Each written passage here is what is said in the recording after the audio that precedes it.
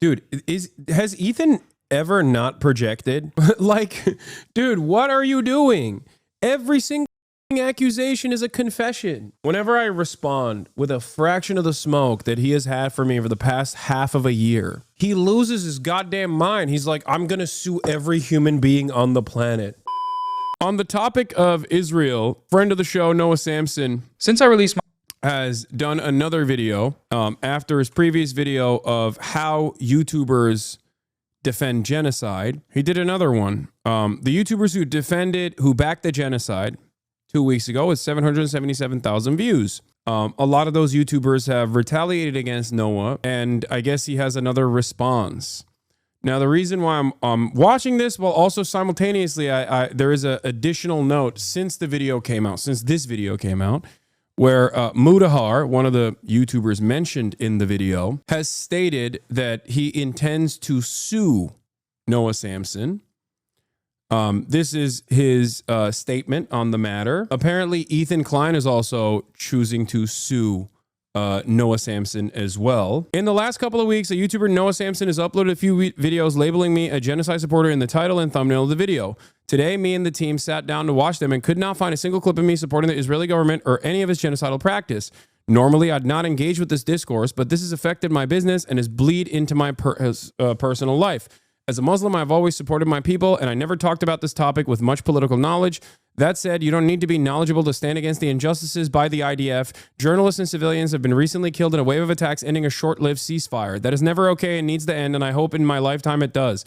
It's really interesting that the first time that Mudahar has come out with like a bold declarative statement singling out Israel for its crimes is after he claims that he was being defamed by Noah. Ironically enough, Noah's argument was not that these people are directly saying that they love Israel doing a genocide, but instead was the fact that while Israel is doing a genocide, a lot of these people have shifted their priority directly to drama slop and to attack people who call out Israel's genocide. And in a way, making tacit endorsements or sometimes direct endorsements like Ethan Klein has, or by omitting the truth, creating a defensive posture against, or creating a defensive posture in support of the Israeli government. Maybe being a useful idiot. Now, from what I understand, here is Ethan Klein. He's gathering evidence for a defamation suit against Noah without having even watched either of his videos. By the way, Lamau, if you guys have any good, potentially defamatory Noah Samsen clips, drop them on the subreddit. Free speech lovers galore. Their bar is advocate rather than understanding what manufacturing consent means. Yeah. Anyway, so let's watch, without further ado, Noah Samsen's video. The genocide supporting YouTubers responded. My video, the YouTubers who backed a genocide, there have been some developments. Ethan Klein responded to the video with an Instagram story shortly after its release, where he wrote, "God, these bread tubers are such pathetic rats. When the did I ever support a genocide? I criticize your idol Hasan, and you all resort to straight-up character assassination and horrific lies. A campaign which resulted in the CPS call and harassment like I've never experienced in my 15 years on YouTube. You and your movement, socialism deserves better representatives." Soon after this post, Ethan brought my video up during his live show where he threatened to sue me. So this little scumbag here who put me and Mudahar, Turkey Tom, and Destiny in a thumbnail and said the YouTubers who backed the genocide. This is disgusting, and I'm not okay living in this world where these little punk ass scumbags can just say this shit and get away with it. Like accusing people, usually defamation can be all different types of things. Someone supporting genocide, we throw this term around a lot. That's one of the most. I mean, can you say something more about somebody than that? Sounds pretty defamatory. Yeah, I think there's a very simple solution to this, right? There's a genocide that is ongoing. If your criticisms during that process is entirely about people who call out this genocide, consistently smearing them as anti-Semites, lying about them over and over again, at a time when the Trump administration also is actively going after people who do criticize people who, Trump administration is actively going after people who do criticize the Israeli government, even deporting them, then yeah, it seems like you're not pro-Palestine at all. It seems like you are running cover.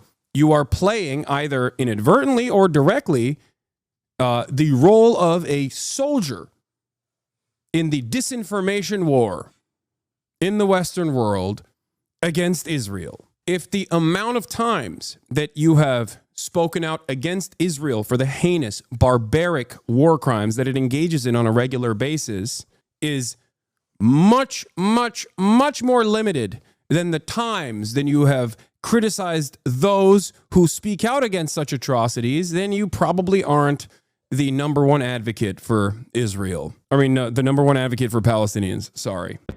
And again, I'm not taking any prisoners. If my attorney thinks there's anything in here, if he thinks that there's like a decent shot of defamation, I'm suing this. Yeah.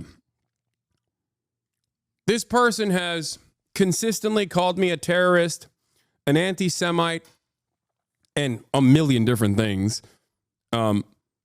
Like turning around and being like, I'm now going to create a frivolous defamation lawsuit against another YouTuber because I don't like that they recognized all of this and made a YouTube video about it is so funny.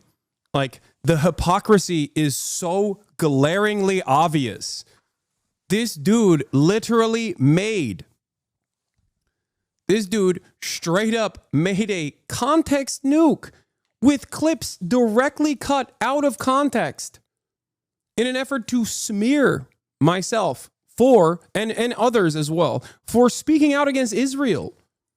And now he wants to do a defamation suit on a video that he himself did not watch. Because if he had watched that suit, if he had actually watched Noah's video, he would understand the point. Scumbag. So he is threatening to sue me for defamation on the grounds that accusing someone of supporting genocide is messed up. I can think of something even more messed up than accusing someone of supporting genocide, which is, actually supporting genocide. I can't imagine that it's pleasant to be confronted with the idea that you might be supporting a genocide, so the instinct here to deflect and deny without even offering any sort of actual defense against the points is an entirely predictable response. This is how the liberal media also, I do want to say this is a classic conservative move.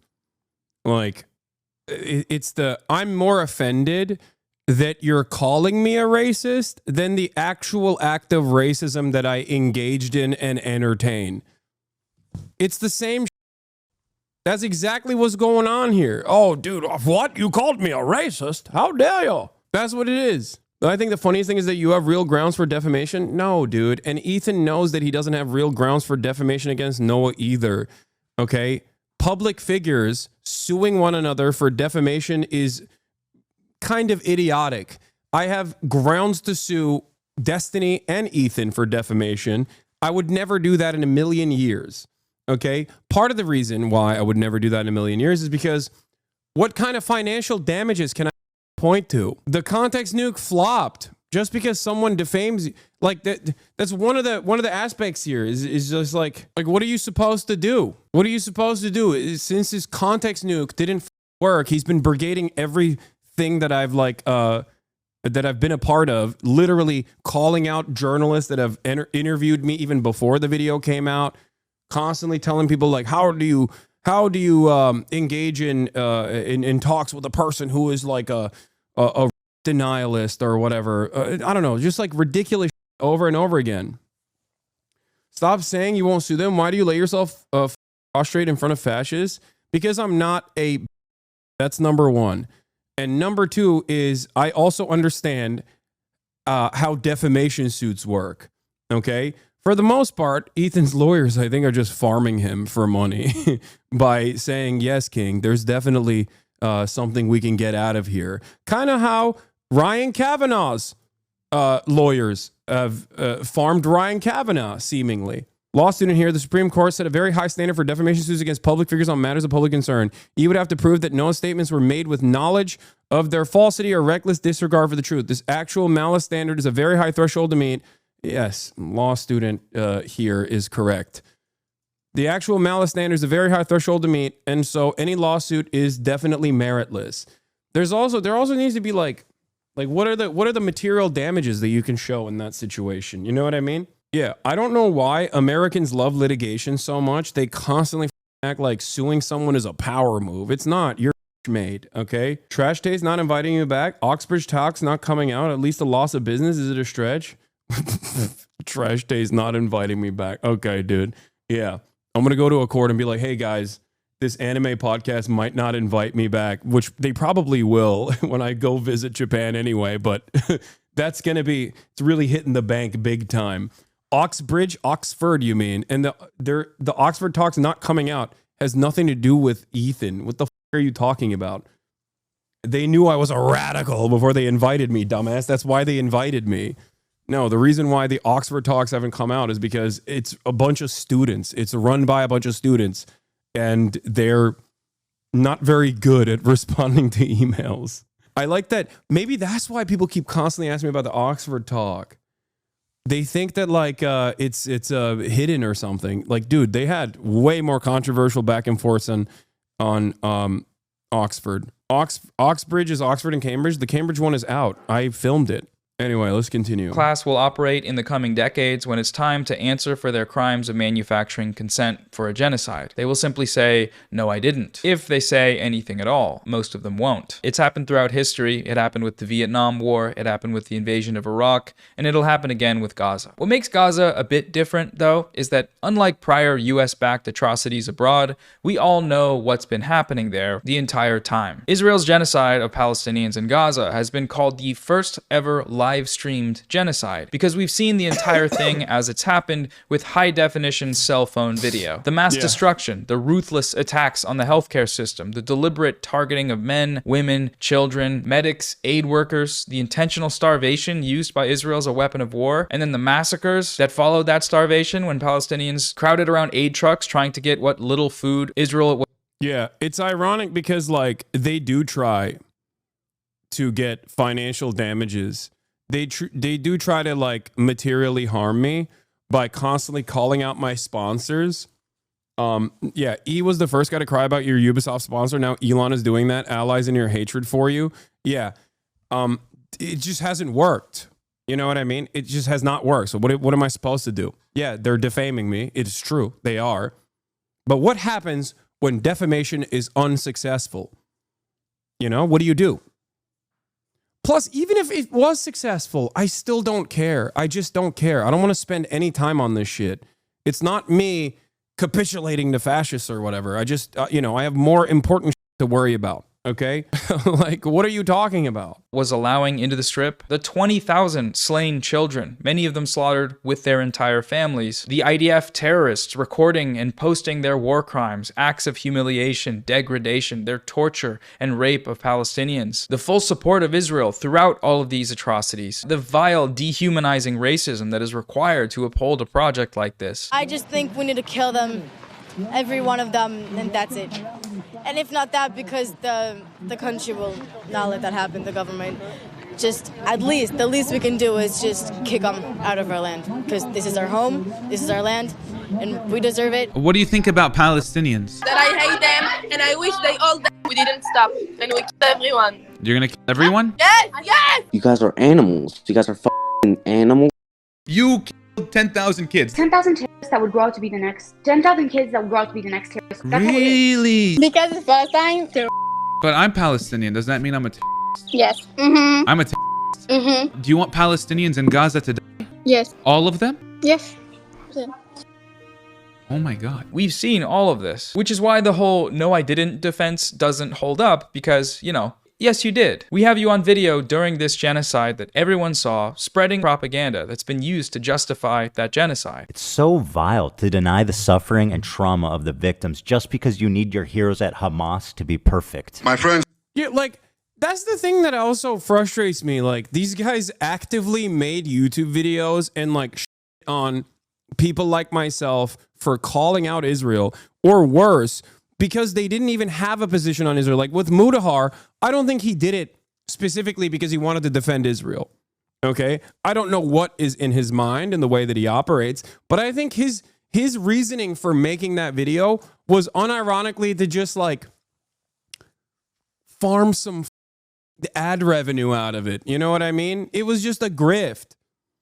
He openly admits he's not very knowledgeable on the situation and then actively takes a position.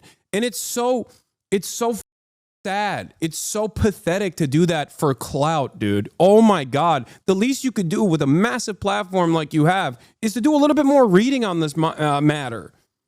You know what I mean? Mudahar just wanted to stay with mainstream commentary people that hate you. Exactly.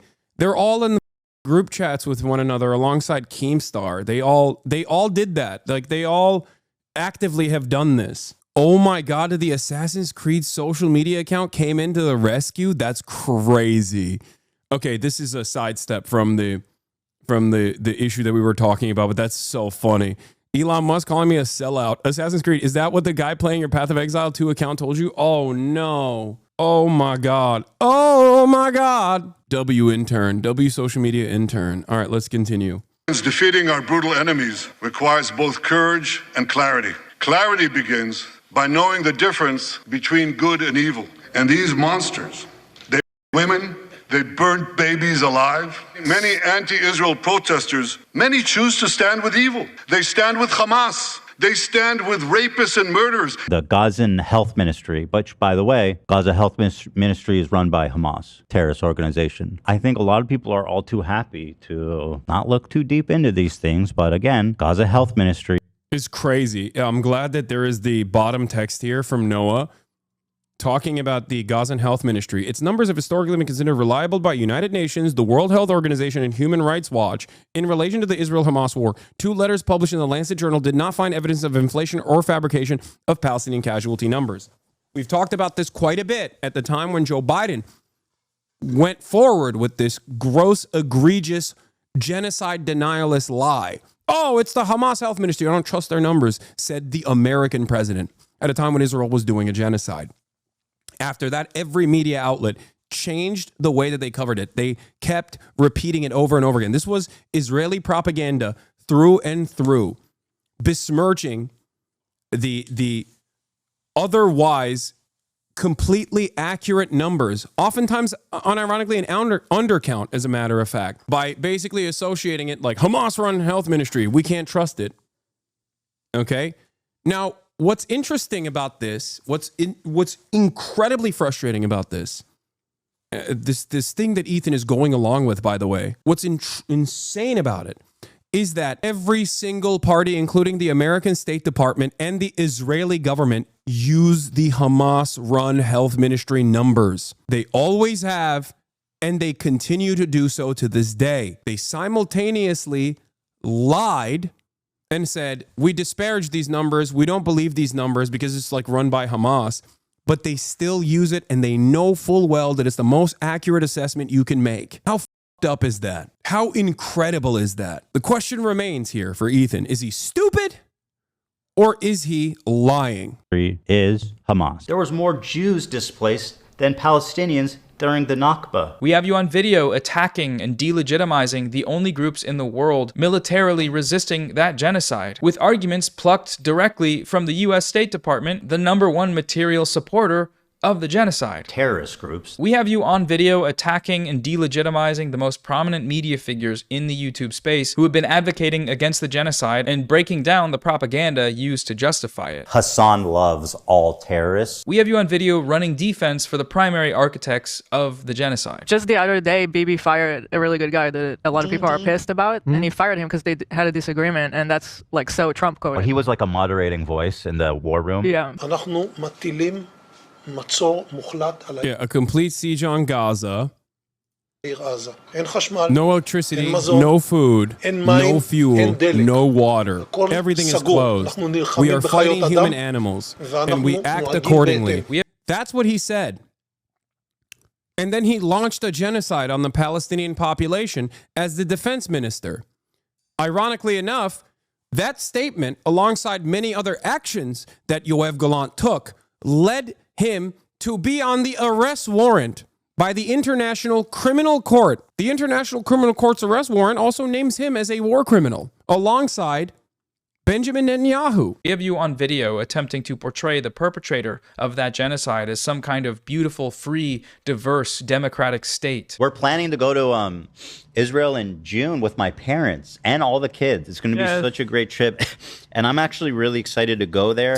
I want to show you guys. You haven't been there in so long. It's been a long fucking time. What I want to do is show you guys how I see Israel, because you don't see that. When you listen to Hasan and you hear all these mega lefties talking about it like it's some super racist, like crazy, like Jim Crow style of society. Like, I can't wait to show you guys how beautiful, how multicultural, how... Like, this right here is enough. That right there is enough to be like, I'm going to go to the Jim Crow South to show you guys that these wokes are talking about segregation, separate but equal, okay? What is this? I'm going to go to apartheid South Africa to show you guys how multicultural, multi-ethnic apartheid South Africa is. All these freaking wokes who love the within the ANC are just disparaging the good name of South Africa. It's crazy, dude. What do you mean? You're just straightforwardly doing propaganda here for an apartheid state that is currently conducting a genocide, like your goddamn Michael Rappaport. Like, free it feels for people, or just... It's a beautiful place. It is. It's one of the most diverse places I've ever been. These people all seem to believe that in order for someone to back a genocide... It's ironic because he lived in Israel, and from what I understand, he hated it. That's why he moved back to America. He was like, this place sucks. Post October 7, though, now he's like, no, I love Israel. It's actually multicultural. It's amazing.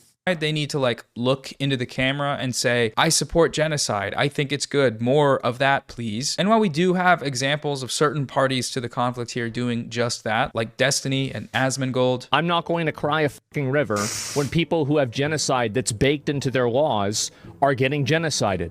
I don't give a They're terrible people. I'm pro-genocide. Like, it sounds really shitty, but like, I think that Israel should just draw its fucking borders about where it is now, and basically Palestinians can go live in another place. The most common and effective way to back a genocide doesn't look like that. Mainstream Western outlets don't say those Palestinian kids deserve to be killed. No, they say that some kids died when bombs dropped, that Israel says it was dropping on Hamas, which is a US designated terrorist organization. The mainstream Western media doesn't say that there are no innocent civilians in Gaza. They simply quote the death tolls as being reported by the Hamas, aka terrorist-run health ministry, and then report uncritically the IDF saying that most of them are soldiers actually, and soldiers are terrorists by the way, so who's to say what's actually true? The mainstream Western media doesn't say that Yemeni children deserve to die because they're all Houthi terrorists. They simply cite the Houthi-run health ministry, aka terrorist-run health ministry. So when the US and Saudi Arabia kill those children, it's a sad event and the overall morally righteous fight against terrorists. Terrorism is bad, remember, and terrorists are the bad guys. So if some kids died while they were going after terrorists, you know, I guess that's just war. We saw the same response of "no, I didn't" from Mutahar of the large YouTube channel Some Ordinary Gamers. When Hasan Piker shared my video on his Instagram story, Mutahar responded to this post writing, "I get watching other people's videos is all you're really good at, but try vetting out slander before promoting. I have never defended..." Which is ironic because, like, he's literally slandering me in that process. Like, the notion that I only watch other people's YouTube videos is such a stupid one, especially because every single week I'm either interviewing another journalist, an activist, including the guys that just won an Oscar for No Other Land, or Bernie Sanders and AOC at their rally. Like, these people don't care about anything. That's what's so frustrating about it. Like, you're a flop tuber. Just stick to Linus video, the Linux videos, okay? That's all you got to do. I don't know why you have to, like, enter this territory and then establish your flag as a guy who just, like, hates this son dude. It doesn't make any sense. Dude who's too lazy to take a shower and, like, clean his goddamn t-shirt in his videos. Dude who's too lazy to do any research whatsoever before he just goes, you don't do anything else. I said Linus, sorry. I meant Linux. It's so weird, man. How the did Ethan and a lot of these guys go from, like, being people who care about the truth to this, you know? To whatever the this is. Or backed the Israeli genocide on innocent Gazans. Never will I ever. Following this, there was a bit of a back and forth. Hasan responded to Mutahar on Twitter, writing, "In your only video on Gaza, you admit to not knowing about politics. You try to cover Israel-Palestine as drama slop for a centrist audience. You defend Asmongold for his inferior cultures and genocide comment, then attack pro-Palestinian voices." Mutahar wrote back, "Yes, I do admit to not being an expert on the topic. I didn't cover it as a drama since it isn't one. Serious situations with dead people and attacks happening every day. I just don't downplay and sugarcoat violent organizations like you. Also didn't defend Asman in vid." Later, Hasan wrote, "We were a year into the genocide here. This was your only video on the topic. It downplayed and ran defense for Asmongold's takes, while the bulk of your commentary revolved around how evil the pro-Palestinian streamers were from clips you compiled off of Snark Reddits." Mutahar's final response was, "It's almost as if the bulk of the commentary matched what the video was titled and centered about, Twitch allowing violent and unfiltered rhetoric from your camp on its platform. The clips were actually sourced from the creators who streamed them." So what do we make of this exchange? Well, first, Mutahar denied covering the genocide as drama, but that's exactly what he did. He has never once uploaded a video covering this topic, except for when that coverage was filtered through a smear campaign that was making the rounds in the commentary community about a content creator they all don't like. You know, Hasan bad. He denies defending Asmongold in his video, once again making no effort to actually defend himself on that point, but that's also false. Mutahar whitewashed Asmongold's comments further than anyone else, really. He went so far as to change the content of what Asmongold actually said to make it seem like he wasn't talking about Palestinians when he was. In this situation, one could, if they were to extend the charitability, could say that Asmongold was probably referring to extremists in the Islamic religion. Even Asmongold himself admitted that that's what he said when he apologized. This is why he was banned. Now, whether Mutahar stands by this characterization of Asmongold's genocidal rhetoric or not is a different question, but he did do that, and the record shows this. His video is still uploaded on his channel. You can go watch it. Denying this seems to be just indicative of a lack of reflection on his part. Entirely predictable, but worth noting nonetheless. I think a lot of these guys also don't care because they know their audience won't check them and then try to maintain any sort of accountability for false statements. We are now officially living in the post-truth universe. I know it sounds kind of libbed up and silly whenever I say this, but it quite literally is the case. Nobody cares. No one cares about what the truth is. That's precisely the reason why so many people come in here and will hear me advocate for certain things and refuse to listen to my advocacy and still operate on the basis of like what motivated them to come here because they watched a smear video. Like even when the truth is hitting them directly in the head, they still refuse to grasp it. Absolutely. When I was in that echo chamber, there was just no outside source that could matter or change my opinion on you that I had pre-built. Nothing to do with politics at all. Yeah, that's the other side of it. It is also, once again, poisoning the well because they don't want to actually go after the arguments that I'm presenting. They just attack the messenger instead. And they do so by smearing. Like the silliest, from the silliest things to the most severe allegations that are completely untrue and also easily dismissible for the record. And yet, because most people don't care about that context, it doesn't matter. People are just like, interested in participating in the smear campaign themselves as they feel as though they're doing something that gives them a sense of purpose and as though they are a part of a community. Is there a way to fix the issue? I don't know, but I won't stop trying to abide by best standards and practices, no matter what other people do. Your only comment about Muda is that he is dirty and does not shower. I'm sick and tired of this anti-Indian racism. Why is your comment for Muda that he does not shower? Come on. Dude, he literally has stains on his shirt like while he was doing this video. What are you talking about? Yeah, dude, I'm secretly doing anti-Indian racism. That's not my only comment on Mutahar. The f are you talking about? Did you not hear half of the commentary from Noah or him literally reading my comments against Mutahar? The f are you talking about? This is unironically the example, the example that I was maintaining, like right here. This is it. Guy comes in, doesn't hear a thing I said, immediately grabs on to something and just basically angles it in the most cynical way possible.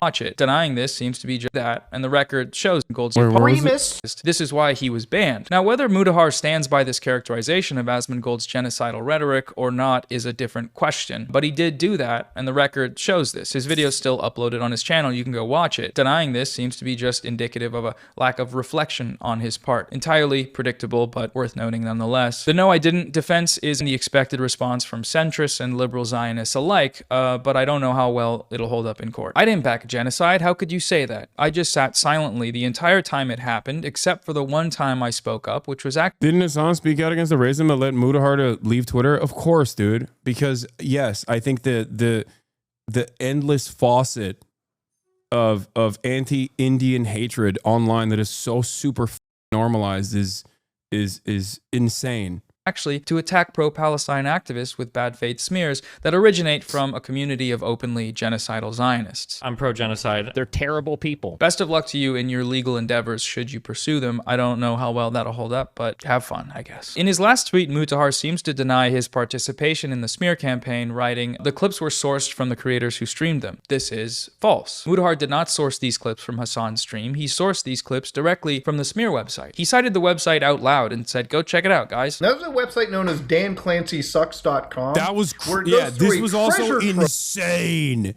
Insane. Like, he highlighted the smear campaign website. Like, how do you, oh God, how do you live with yourself, dude? Well, so gross. Of some of the most popular streamers on the site. One of the most popular political streamer, Hasan Piker. As we went over, this website is a compilation of out-of-context clips and arguments attacking pro-Palestine creators that openly embraces the support of genocidal Zionist organizations like the ADL and genocidal Zionist politicians like... Yeah, also, if you don't know anything about anything, like the Amsterdam quote-unquote pogroms, right?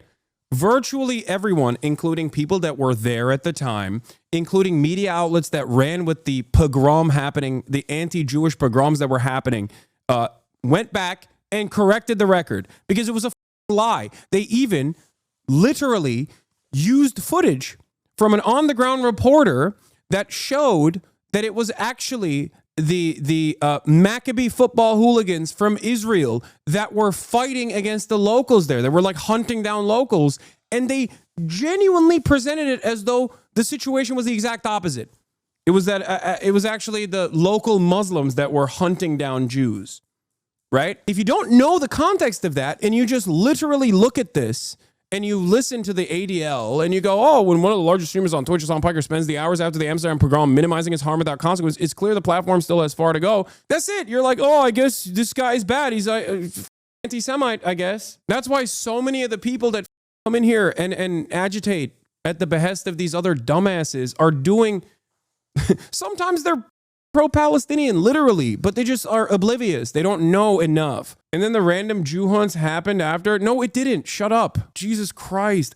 People still going after fake bullshit, dude. Oh my God. It was football hooligans. What are you talking about? No, the other on-the-ground reporter was a 16-year-old Nordic kid. That's not who I'm talking about. There was like a photojournalist there who was filming the events, and they literally ripped her video to be like, to say the exact opposite of what she shot. Support of genocidal Zionist organizations like the ADL and genocidal Zionist politicians like Richie Torres. The community from which all of these allegations originate is that of a content creator who says things like this. He is interviewing the guy who's about to go do some shit to get himself killed, basically. That's what's gonna happen. We know from this point, that's what's gonna happen. So he walks away, gets back a little bit, and then he sets up behind this thing, right? Is this concealment, I guess? Not cover, concealment, right? Because I think the tank's over here. So now he can capture the footage right here. He sees the guys walking, knowing that they're about to get shot, because that's what's going to happen.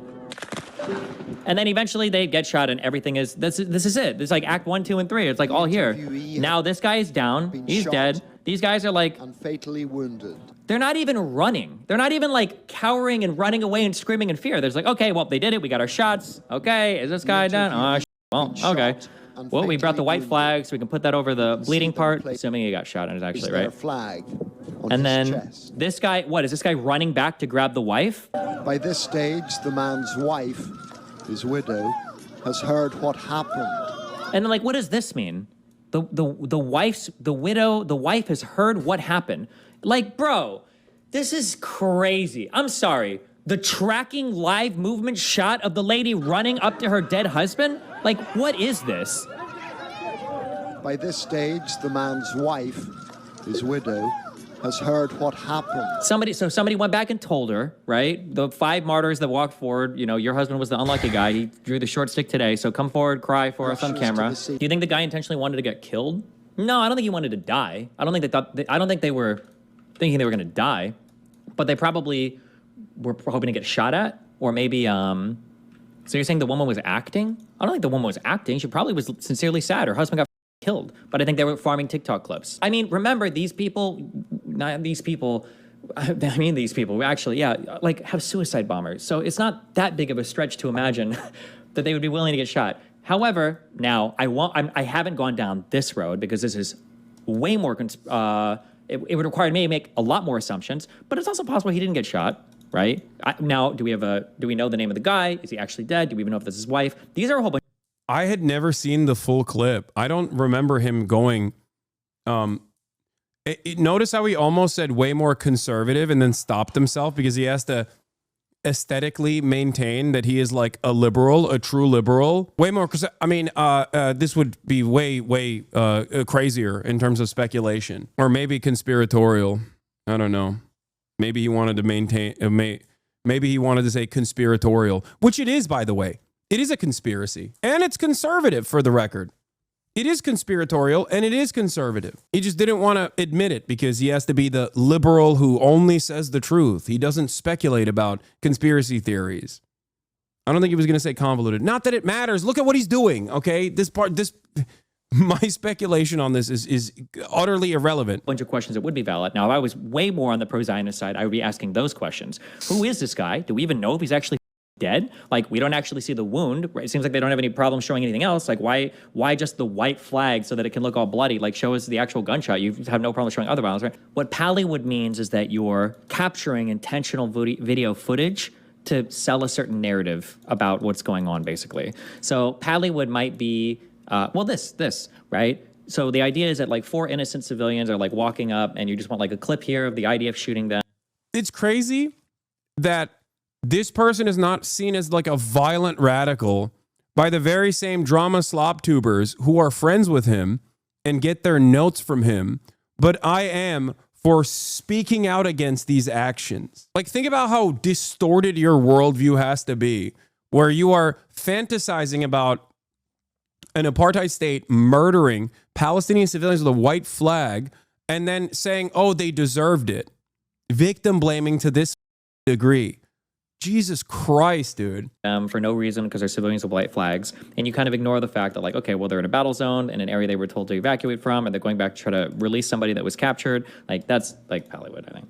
You're essentially provoking the enemy to take what is largely a justified action and then trying to say that it's like indiscriminate civilian killing. It's like a setup. It's not fake, but they're doing it to themselves. Speaking of that guy, Destiny, the genocidal Zionist sex criminal video game streamer, he also had a crack at responding to my video where he made some interesting points. Destiny criticized my characterization of the 2018 Gaza border protests as being overwhelmingly peaceful by citing instances of violent actions that protesters took part in during the 2018 border protests, or the Great March of Return, which were recognized by human rights organizations as being overwhelmingly peaceful. Overwhelmingly peaceful. Just as a quick thing, because people love to talk about the Great March of Return, the Peaceful March of Return. All of this is like the peaceful Great March. Dude, how are you not recognizing this is the same shit, like, liberal, by the way, saying the same shit about the Palestinian marches, about that people say about Black Lives Matter. Doors open! He says it's about Black Lives Matter too. I mean, he is a Kyle Rittenhouse defender, to be fair, so yeah, he does. I used it as the word is meant to be used, which is to mean overwhelmingly, which means what the word means, which is to a very great degree or with a great majority. Overwhelmingly. Some instances of violence during these protests do not contradict my use of this word. The protests were overwhelmingly nonviolent, which is exactly what the UN report found. The protest camps set up along the fence can make you do a double take. In parts, they look like a community festival, a carnival, a fair, like a distant cousin to Burning Man. Women prepare falafel sandwiches. Barbers give haircuts and trim beards. Lip syncers and dancers perform in the shade. Actors ham it up playing cruel Israeli soldiers. Families come with their children.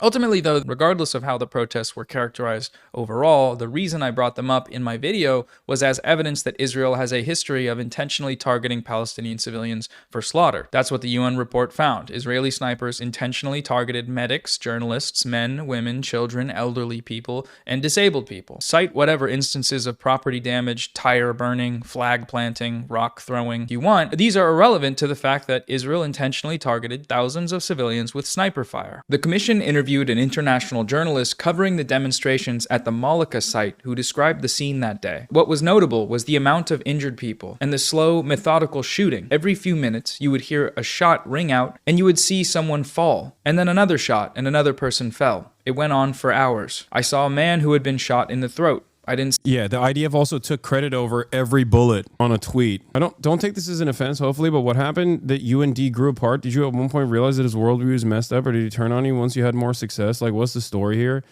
I don't want to get into the weeds of it, but I realized that his community was not as progressive or as liberal or genuinely empathetic as I thought it was initially, and that he himself was not really interested in advancing a cause, but more so just simply in it for the blood sport. And yes, in the same time frame, I was also growing as a content creator and had actually eclipsed him, and he can't stand that. He literally needs his orbiters in his mind, okay, people that he has a very transactional approach to constantly be by his side. And there are logs to prove this point. This is not speculation. There are logs all the way back from, like, I think 2018 or 2019, not 2018, sorry, 2019, talking about how frustrated he was that, I had more exposure than he did. I never really cared about or thought about it like that. I think it's like really sad that this was the primary motivator for him. But I mean, he has voluntarily revealed that he has no interest in anything really other than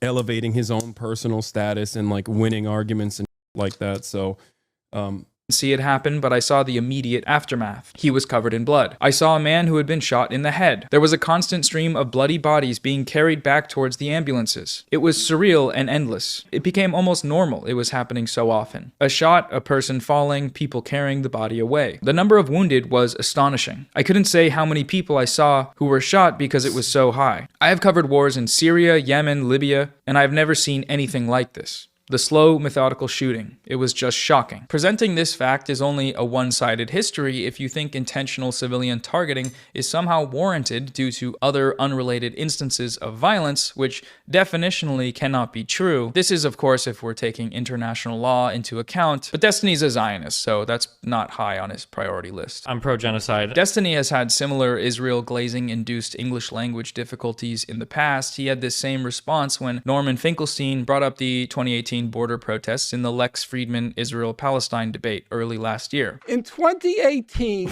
there was the Great March of Return in Gaza. By all reckonings of human rights organizations and journalists who were there, it was overwhelmingly nonviolent. Along the Gaza perimeter, there was Israel's best trained snipers, correct? I don't know best trained. They were snipers. Fine. Snipers. Okay. All right. Because hey, laugh. It's hilarious. The story's so funny. You're lying about it's the Great so March of Return funny. had aspects of violence to it. According, even the UN says it themselves. Okay. But you only collect what the UN says that you like. You see, the problem, Mr. Morelli, is you don't know the English language. You don't. I can read from the UN website itself. In regards to the Great March of Return, they said, while the vast majority of protesters have acted in a peaceful manner, during most protests, dozens have approached the fence attempting to damage it, burning tires, throwing stones and Molotov cocktails towards Israeli forces, and flying incendiary kites and balloons into Israeli territory. The latter resulted in extensive damage to agricultural land and nature reserves inside Israel and risked the lives of Israeli civilians. Some incidents of shooting and throwing of explosives have also been reported. Talk fast. So people think that you're coherent. Notice Destiny's retort to Norm's description of the protests being overwhelmingly nonviolent is that there were actually aspects of violence. This is not a contradiction. Overwhelmingly means overwhelmingly. تاريخ 30/3 يوم الجمعة كنت على الحدود الشرقية في رفح. كان في آلاف المتظاهرين والمتظاهرات شباب وفتيات ونساء. Yeah, they had to snipe like pregnant women and medics that were clearly defined as medics, by the way, because they were throwing stones. I guess random people were burning tires and throwing stones. I guess that's totally valid and not an insane overreaction. They shot people in wheelchairs, man. They celebrated the act of shooting a pregnant woman by memorializing it with a t-shirt, famously calling it a 2-for-1 special. Get the out of here. It's a truly depraved country. وأطفال وشيوخ. وصلت على الساعة 9 صباحا. بدينا إنه أول ما وصلنا قعدنا شفنا وين رح نقعد وبعديها رجعنا صلينا الجمعة ورجعنا أنا وصاحبتي. لما وصلنا لقينا كل الشباب راجعين كلهم لورا، ما حد متقدم. فمسكنا أنا وياها إيد بعض ووصلنا نقدم قدامهم، وأجوا باقي البنات صاروا يمسكوا إيدينا والشباب صاروا يهتفونا ويشجعونا أكثر مشان نقدم أكثر. كنت أمسك الأعلام وأغرسهم وأقرب أكثر وأكثر. غرست العلم ومسكت علم ثاني وصرت ألوح فيه.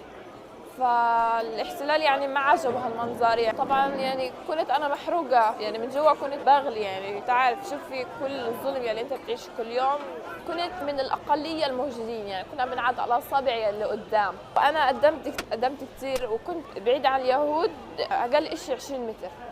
لما لوحت في العلم سمعت صوت طلقات، صابت صدمه يعني كابوس. أول ما شالوني وقعت على الأرض، بعدين شالوني ثاني مرة ودوني على الأمبلاس. كنت يعني بدي أنام، كنت وجع كتير. Now you find it so far-fetched. Israelis purposely, deliberately targeting civilians? That's such a far-fetched idea. An overwhelmingly non-violent march. What did the UN investigation find? Brace yourself. You thought it was so funny, the idea of IDF targeting civilians. It found, go look this up on your machine. I already know what you're going to say. You're going to say it found that only one or two of them were justified killings. Targeted journalists, targeted medics, and here's the funniest one of all. It's so hilarious. They targeted disabled people who were 300 meters away from the fence and just standing by trees. Zionism's crazy because it kind of backs you into a corner of having to defend the indefensible. And I don't know, if you're as shameless as Destiny is, that's not really an issue. They're doing it to themselves. But for most rational human beings, you see someone arguing that and you say, oh, that's an insane person. And that's the high ground we have on Zionism. The more people understand the truth, the less people... It's so funny that Destiny still thinks he didn't lose this debate. It is because he has to maintain a posture of strength because he understands that his audience only responds to that. If he were to ever admit defeat, then they would go, oh, that's it. That plus we live in the post-truth era. It doesn't matter. He both lost on the optics and on the substance. He bit off more than he could chew. He was not going after like a random misogynistic podcaster for once. He was actually going after someone who was infinitely more knowledgeable than him on this issue. Norm Finkelstein, at least on the issue of Gaza, is one of the most solid chroniclers of the truth. It's crazy. How come Norm doesn't with you anymore? What are you talking about? There's no planet where he didn't with me. He doesn't even know who I am. I live on the internet. He does not. He doesn't even have a phone. He has a landline. Mudahar called Norman Finkelstein unhinged and emotional. I have a clip of him, Turkey Tom, and D giggling like a bunch of hoes, but I will get clipped if I share.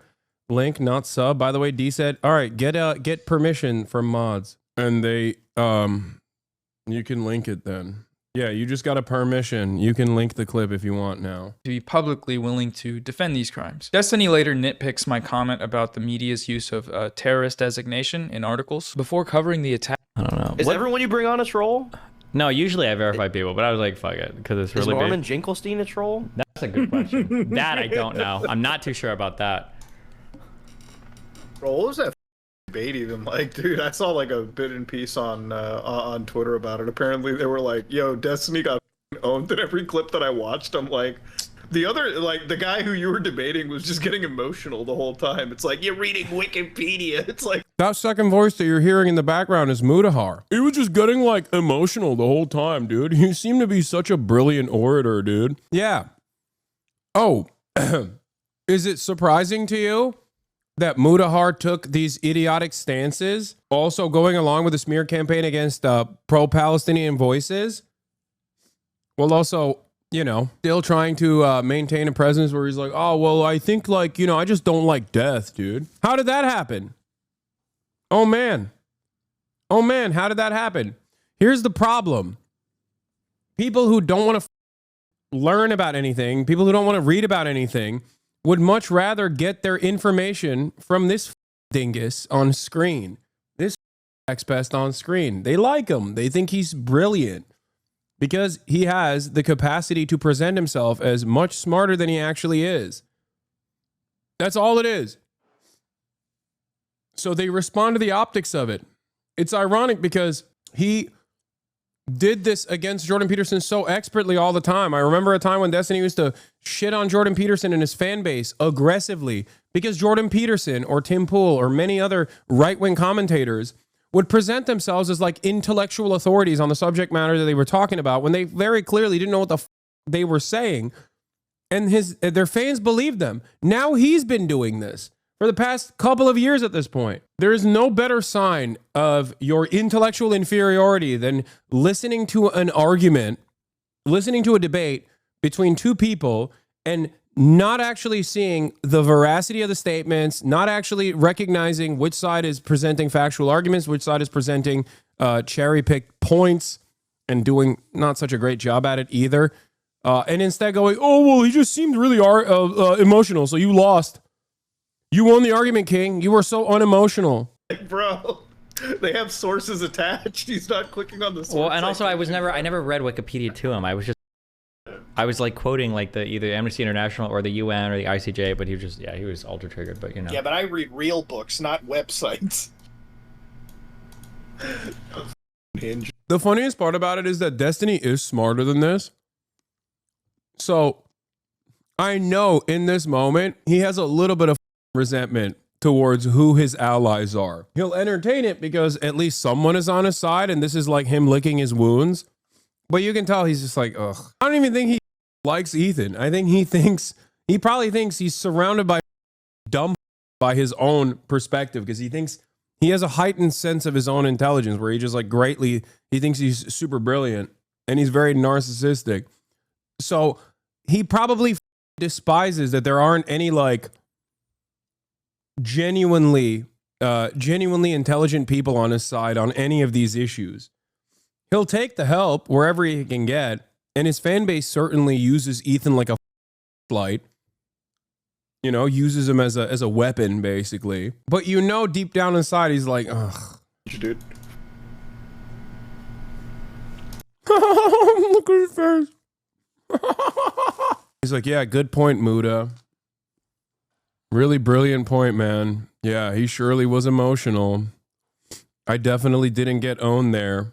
These outlets always, of course, make sure to mention Hezbollah's U.S. designation as a terrorist organization. Don't worry, guys. They were just terrorists. Nothing to see here. We got the bad guys. They were bad. We are good. Mission accomplished. Relying on a U.S. terrorist designation is...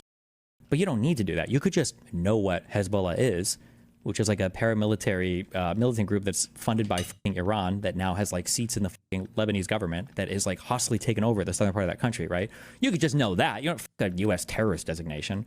But we're gonna start simping for them now? Is that what we're gonna do? Okay. Even if we're going to explore the reasons why this terrorist designation is to him not illegitimate, it only reinforces the circular logic of the terrorist label. You don't have to call them terrorists to know that they are terrorists. Just look at what they do. They kill civilians. They violently overthrow government. Yeah, it's so fun.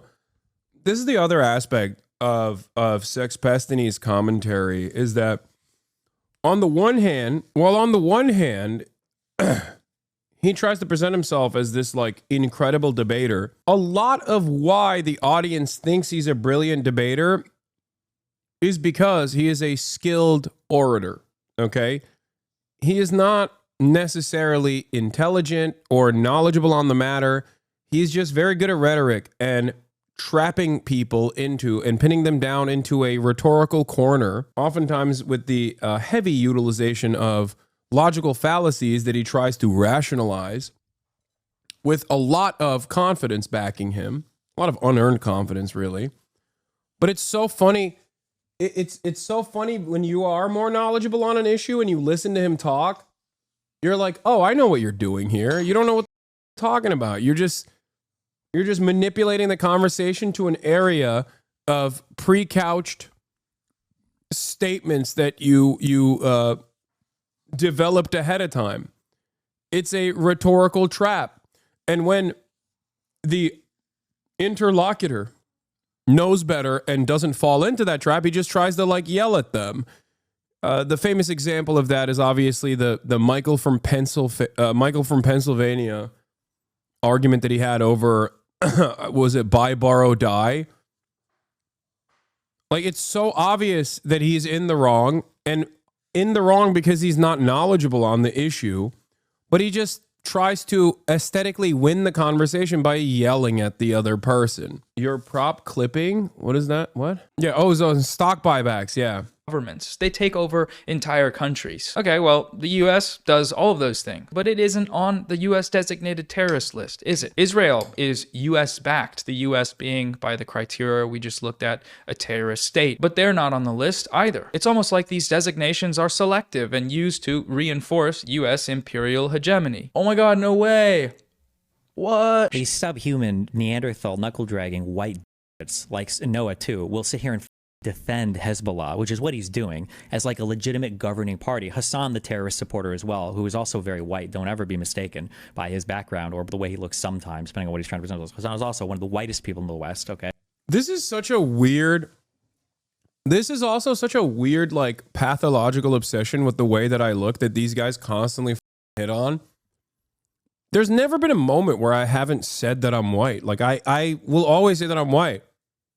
But depending on which side of the argument that you're on that suits your purpose better, these guys will literally call me a brown Islamist, fundamentalist terrorist, or a white guy who's out of touch.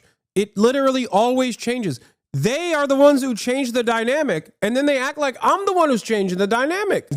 Who was it? I remember there was a guy who was literally saying that I was trying to appear Arab because I was trying to appear Arab because it was the summer and I was going out and playing basketball, so I was more tan. One of his dumbass fans was like, oh, look at you trying to look like an Arab, dude. Yeah, I'm a anti-white racist, but also an out-of-touch white guy. Fantastic.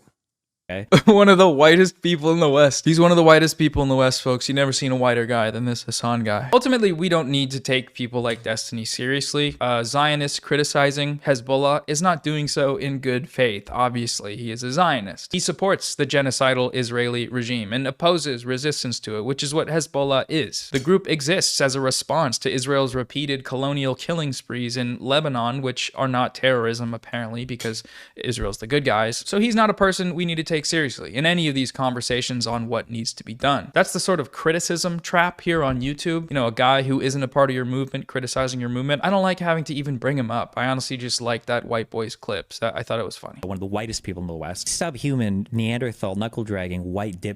So I'll look at some more of this stuff in future video responses. I'm going to split them up point by point and see if we can dive a little deeper into these topics. I think that has potential to be worth it, but we'll see. Today, though, I want to look at just a few of the common arguments I saw from Ethan Klein, his supporters, and other participants of this campaign. And because this video is more influencer drama focused, I'm going to take that opportunity to do a sponsor now. That's when I'll do them, when I'm talking about random internet micro celebrities. For as long as I need to do them, which hopefully isn't much longer. Support me on Patreon Patreon to make them stop. There's been an escalation in the trend of crackdowns over free speech and the right to protest in America. The US government and intelligence agencies have the ability to deploy warrantless surveillance against anyone. This is done through things like Section 702, geofencing warrants, sales to data brokers, and national security letters, all of which are used by the government to bypass the judicial system to monitor your communications. Basically, if big tech has access to your information, so does the US government, which is an issue if you want to be protesting that government. This is why I'm excited to talk about the sponsor of today's video, which is Proton Mail. Unlike the majority of other email platforms, Proton Mail is end-to-end encrypted with zero access encryption, meaning that emails from non-Proton Mail accounts are encrypted with your public key before reaching your inbox, which ensures that no one but you can access them. This keeps you totally immune from data breaches and surveillance. Most popular messaging apps offer this kind of end-to-end encryption, but many major big tech email services do not, like Gmail, for example. Proton Mail allows you to create email aliases whenever you sign up for new websites to hide your real email address, which you can easily deactivate if they're ever revealed in data breaches or start receiving spam. They offer other helpful features like email scheduling, tracking links.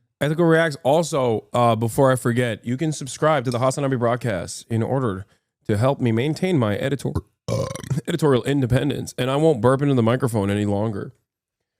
I keep forgetting to do call outs. That's right. You can subscribe for $6 or for free with a Twitch Prime. Sex Haver, thank you. By subscribing, you get new badges, emotes, and also the opportunity to link stuff to me. That's right.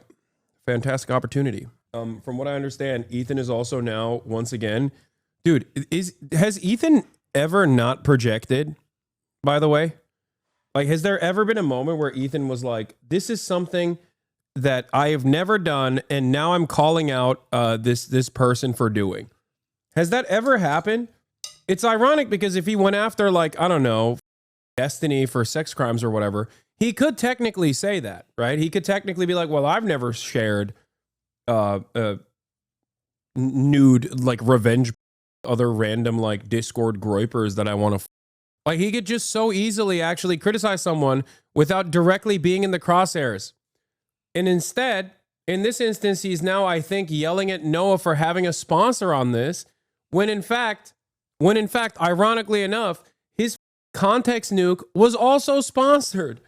He was like, this is a very serious issue. This is the arch anti-Semite who loves terrorism. One of the most important issues of all time. Pestering the Western world with his discourse, radicalizing the youth. Maybe he loves Hamas and also Hezbollah. Also, here's an Express VPN ad. Like, dude, what are you doing? Every single accusation is a confession. He'll cry about snark pages while also using his subreddit as a snark page. This is why it's like pretty funny whenever I do like a fraction. Whenever I respond with a fraction of the smoke that he has had for me for the past half of a year, he loses his goddamn mind. He's like, I'm going to sue every human being on the planet. I'm going to go chain myself to the headquarters of YouTube because people are being mean to me on YouTube now. I'm going to chain myself to the Reddit headquarters because my former fans hate me. Or yeah, that's the other thing. When he also says like, I'm obsessed. That's so funny. It's like, oh, this Hasan guy, he's so obsessed with me. It's like, dude, come on, please go one stream. Go one goddamn stream without having my name on it. Okay. You try to desperately bring back the new fans that you've developed in your community that are only there for the toxic anti-Hasan rhetoric. So whenever you can't go over 20K, you're like, no, guys, I promise. There's anti-Hasan stuff in here. I promise. Yeah, I see the titling and thumbnailing. It's all over Twitter. It's all over Reddit. No, if I, it's a damned if you do, damned if you don't situation. Now, what's funny about it, I warned Ethan months ago where I was like, dude, if you keep doing the on button, you're just going to become like a one-note, incredibly toxic community of people that desperately want that. And you're going to shed away your actual loyal fan base slowly but surely because even they are not dedicated to hating me as much as you are. And then those other guys, in order to recultivate the fan base that you once had that care about the goofs and gaffs. You're going to move away from the anti-Hasan shit. And then you're going to lose the new fans that came in just for the anti-Hasan. I said this months ago. Months ago. I was like, listen, you're your own bag. You're your own content. Because the new fans that come in because of the crash out, they're not like real loyal fans. They, as a matter of fact, hate you. They don't care. They have hated you for a very long time, and they probably still hate you, but they love that you're attacking me. All the while, you're losing your fans who love you and constantly criticizing them and acting like you want to dox them and shit. The moment that you now turn off the anti-Hasan commentary, those new guys are going to leave. They're going to probably call you the R word again, like Destiny used to call you until he realized he could use you as a weapon. Blocking and inbox cleaning. Switching to Proton Mail is really easy. You can import past emails seamlessly and forward Gmail messages to your new Proton Mail address, or you can start fresh with a clean slate. It's up to you. Proton Mail has over 100 million users and is 100% funded by customer subscriptions, and all services are completely ad-free. They operate out of Switzerland, where they benefit from robust privacy laws. Proton got started with a public crowdfunding campaign and is owned by the Proton Foundation, which is a nonprofit dedicated to ensuring privacy and data protection. Sign up for free using my link at proton.me/Noah Samsen to protect your privacy and also support the channel. All right, back to the video now. In this Instagram story, Ethan asks the question, when did I ever support a genocide? When did we ever back a genocide? I'm sorry. When?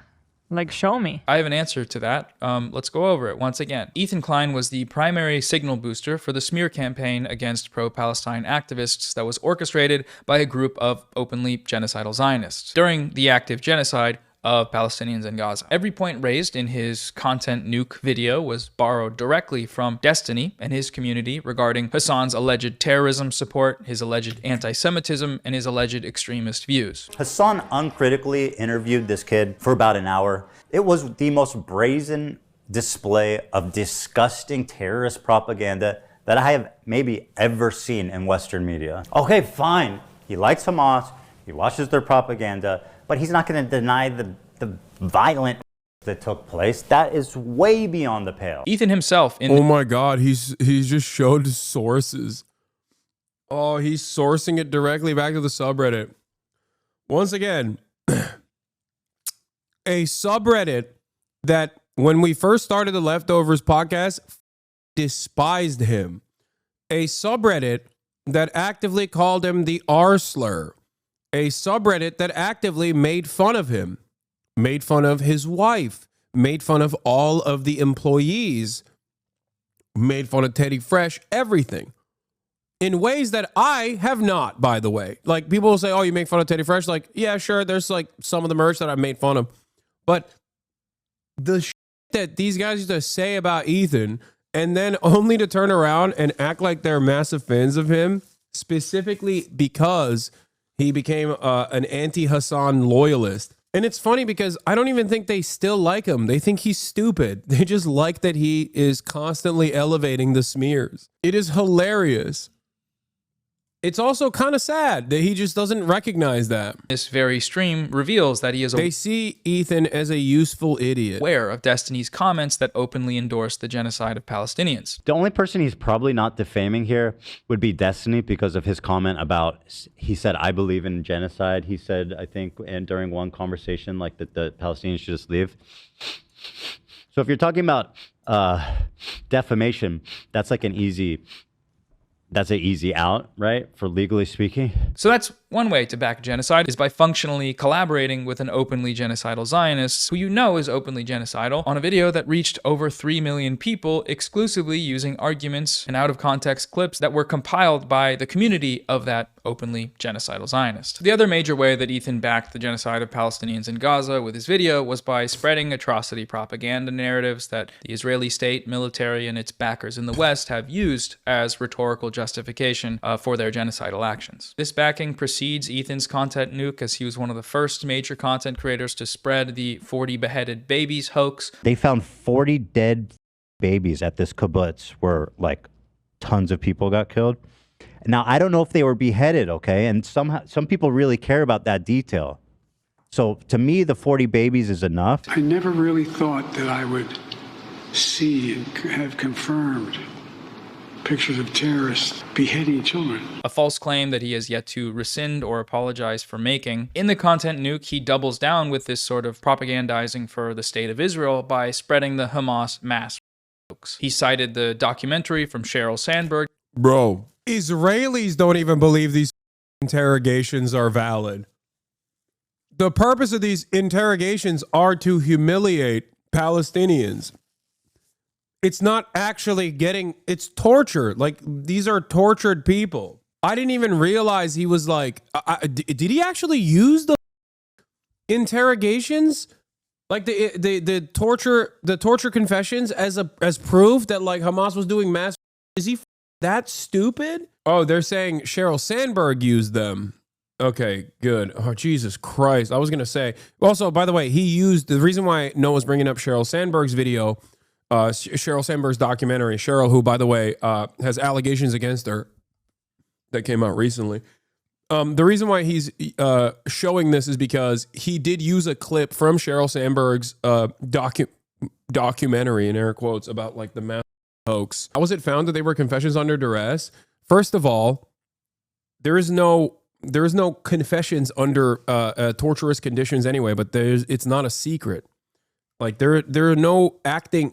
There's no way to get actionable intelligence under torture. There's an entire conversation that I had recently about America doing torture in Guantanamo Bay and how they found zero actionable intelligence. That's number one, because people, when they're tortured, just tell you what you want to hear. They just cop to it. But these guys, or these torturous confessions, are specifically designed to repeat whatever the Israeli narrative is at the time. Like they would get them to say, yes, Hamas is just like ISIS, like that. I remember watching it at the time, and it is not a secret that Israel tortures Palestinians, including these guys. You can literally see that he's like bloody and beaten up in the confession. Like, what are we talking about? They don't even try to hide that they're doing this. Usually done, these interview confessions or these interrogation confessions under torture are just done simply to like elevate whatever the Israeli claim is and to have like Palestinian captives repeat those talking points. They've done this to children too, by the way, which is insane. I remember covering it a while. Like, there's a very famous incident of a child who's like 14 years old in a similar situation, and they're just like making him say whatever the they want. Relied on testimony made under duress in Israeli detainment centers and unverified claims from witnesses. Earlier this year, former Facebook executive Sheryl Sandberg produced a documentary that was screened at the White House and on Capitol Hill. Last year, Hamas committed horrific acts of sexual violence. Sheryl, I thank you for all your work to bring to light the horrors of this issue, and for your film about what happened on October 7. The way that Sandberg proved her case, shockingly, was significantly through the use of coerced interrogation videos. The documentary, of course, won praise in the pages of the New York Times and is, to this day, sitting on the White House website. The White House website now says, quote, preventing and responding to conflict-related sexual violence is a top priority for President Biden and Vice President Harris. Since October 7th, President Biden, Vice President Harris, and our entire administration have consistently condemned Hamas' horrific sexual violence. On June 17th, the Vice President hosted an event at the White House, which included a panel discussion and remarks by advocates and survivors of CRSV from around the world, and a partial screening of Sheryl Sandberg's documentary, Screams Before Silence, on Hamas's sexual violence on October 7th. Now, Amnesty International, Human Rights Watch, B'Tselem, and Physicians for Human Rights Israel all rejected the use of hostage interrogation videos in the months after October 7th. What? No way. Another group of anti-Semitic charlatans, once again, saying Israel's usage of tortured confessions is not viable and actually, lo and behold, a direct violation of international human rights. Oh, they must be Hamas. They must be anti-Semitic. Isn't it strange how everyone is anti-Semitic? It's just crazy. The United Nations is anti-Semitic. Human Rights Watch is anti-Semitic. B'Tselem, the Israeli human rights organization, is anti-Semitic.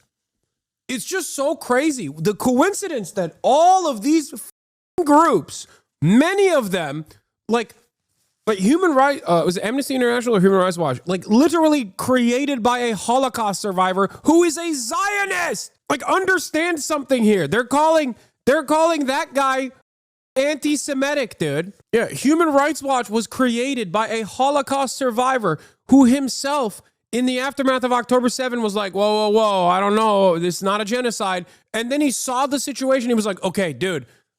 He was like, I'm a Zionist. I love Israel. Holy, they're doing a genocide. And most news outlets chose to reject their use as well, citing the likelihood the confessions were extracted by torture. Sheryl Sandberg, the White House, and Hamas have all gone a different direction. Now, my point about this propaganda claim seems to have been misconstrued by some viewers of my video. The claim in question is not that occurred, rather that Hamas systematically weaponized sexual violence during the attacks. This was the claim spread by mainstream news outlets like the New York Times and used by the US government and the Israeli government as a pretext for blowing up occupied apartment buildings. It's interesting because what's really f***ed up about this, especially because like they put me in the crosshairs on this issue, is that there was never a moment where I was like blanketly applying that no had happened and you're just wrong, right? Even to this day, I maintain the position that there is a likelihood that in times of conflict, especially when like criminal elements penetrate the security boundary of Gaza, like, or not criminal elements, but just like random people that are not a part of a militia movement, there is a likelihood that it could have happened. It happens in times of conflict all the time. And having said that, Israel has been the only person, the only unit, the only organization that stood against justice for victims. They, one, undermined all the forensic evidence initially, and two, have never allowed any sort of independent investigation to be committed and to simply take their word on it without showing any evidence whatsoever. To this day, there's not a single piece of first-hand account, like real first-hand, reliable testimony. As a matter of fact, all the first-hand testimony that has been presented in the aftermath of October 7 and repeated in perpetuity were very quickly dismissed because people found out that these guys were lying. Meanwhile, the claim that there were systematic mass that happened on October 7 that were directed by Hamas was complete. That's it. The only evidence in that regard is actually evidence to the contrary, that this was not a thing that happened. Meanwhile, if you want to look at systematic evidence, look no further than the Israeli prison system. Plenty of real hard evidence there, including footage, like CCTV camera footage of concentration camp guards, Palestinian prisoners to death. Look no further than the mentality of the Israeli society, at least certain segments of Israeli society, that did a riot after the Israeli government, the Israeli prosecutors wanted to prosecute 6 of the concentration camp guards that had Palestinian prisoners to death with a metal rod. And the far right in Israel went up in arms with weapons and balaclavas and stormed the goddamn... Hasanabi, you're spoiling the video? Okay, well, I'm sorry. This is very frustrating. All right, let's just keep going. Let's hear target low-level Hamas commanders. The UN report that was released and cited widely by defenders of Israel as evidence that this is true says the opposite. The mission team was unable to establish the prevalence of sexual violence and concludes that the overall magnitude, scope, and specific attribution of these violations would require a fully fledged investigation. Ethan's citation of the conclusion to this report, point 86, that there are, quote, reasonable grounds to believe that conflict-related sexual violence occurred at several locations, does not at all verify the claims made in his Yeah, unlike Ethan, I actually read that report on stream. Because unlike Ethan, I actually do research. And ironically enough, if Ethan had done at least a little bit of research on what I've said on this issue, he could have found that video of me going through line by line of the report itself. The report itself does not say what any number of these different pro-Israel morons claim it says. The report itself actually is quite damning if you understand the language that they're using, where they say beyond circumstantial evidence, beyond a forensic analysis of footage where we are speculating that someone might have been victimized due to the crime of rape. There is no hard evidence on this. The only instance that reaches beyond the hearsay or now falsified firsthand accounts is the hostage testimony. One of the Israeli hostages testified that she was sexually assaulted. That is the only instance of real hard evidence. And that was after October 7th. That wasn't even on October 7th. That's what's so crazy about it. It's like these guys literally, and that's unjustifiable, by the way. Just make no mistake. Obviously, there's no like, pro-resistance or whatever. That's not what I'm saying either. But it's wild that these guys unironically refuse to do the research and then make it your problem. Like I have to deal with this for the rest of my life now. You know what I mean? People just being like, oh, dude, I saw some shit about you, dude. What the f going on? It's like, get out of here. Video in the central piece of evidence which he cited for it, which was Sheryl Sandberg's propaganda film. What happened on October 7th was mass, systematic, planned mutilation of women. Nor in all the places that systematic sexual violence was alleged against Hamas, which it was many, many places, mainstream places. This conclusion also does not contradict anything Hasan has ever said about October 7th. In every clip cited in the video, Hasan is talking about the systematic claim. The systematized mass that Hamas dealt on October 7th, not a single bit of that has been verified. The clip that was cited repeatedly by Ethan, what he seemed to think was a smoking gun, downplaying the violence, specifically the sexual violence, which he's done a lot of. Doesn't matter if it's happened on October 7th. Like, that doesn't change the dynamic for me even this much. So that's the other part of this problem that many people that can't contend with. Like, the Palestinian resistance is not perfect. They're not like so good. They have magical bullets. Ethan's presentation of this clip is dishonest, though. It doesn't even matter. None of this justifies that Palestinians have a right to dignity, a right to emancipation, a right to live free lives, free from this occupation. Doesn't matter.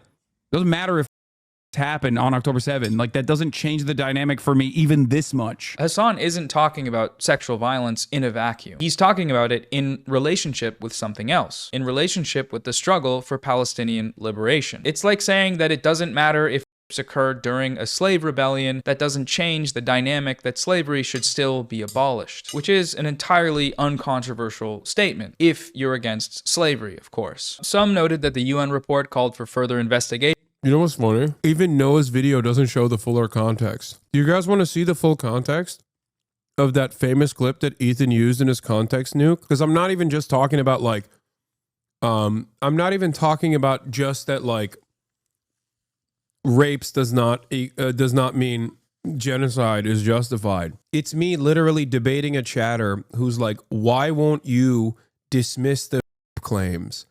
And my position in this is that there is still a likelihood that sexual assault took place. There is still a likelihood that sexual assault took place on October 7th. Many hostages have records of saying two different things. Also, how are you sure Israel didn't force them to lie?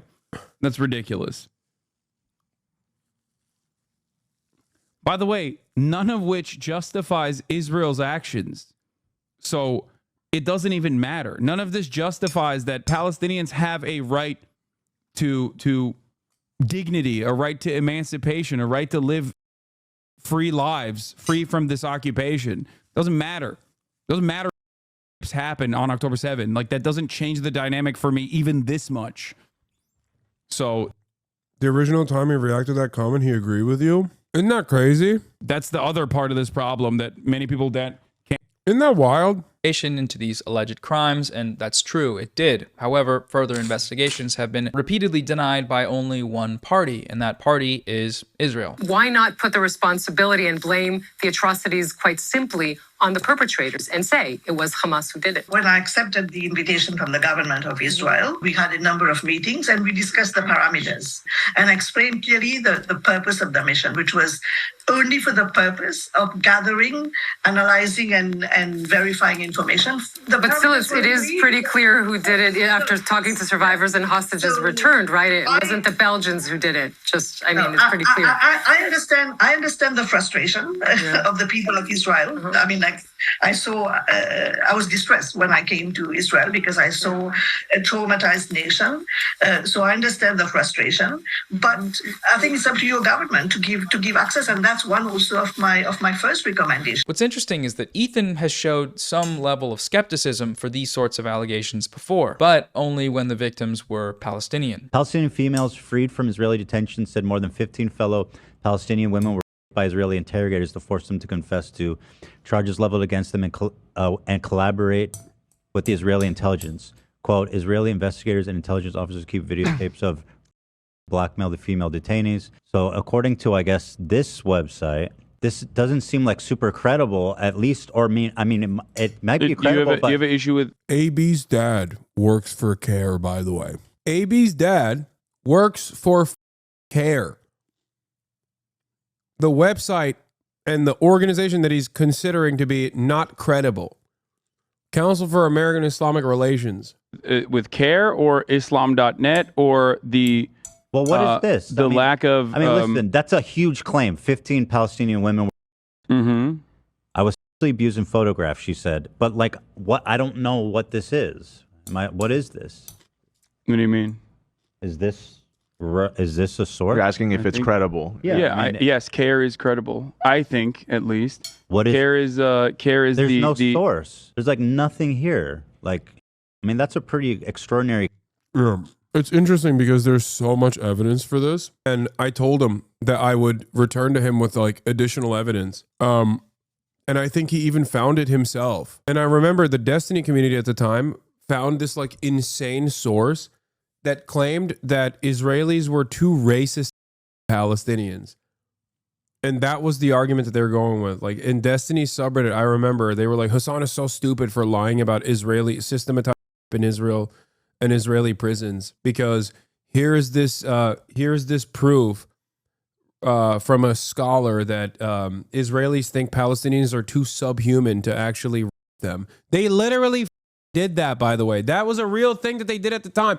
I don't know if someone can find it in the Destiny subreddit. I'm sure it's still out there. Around a day after, or the same day that this video came out, I remember seeing it.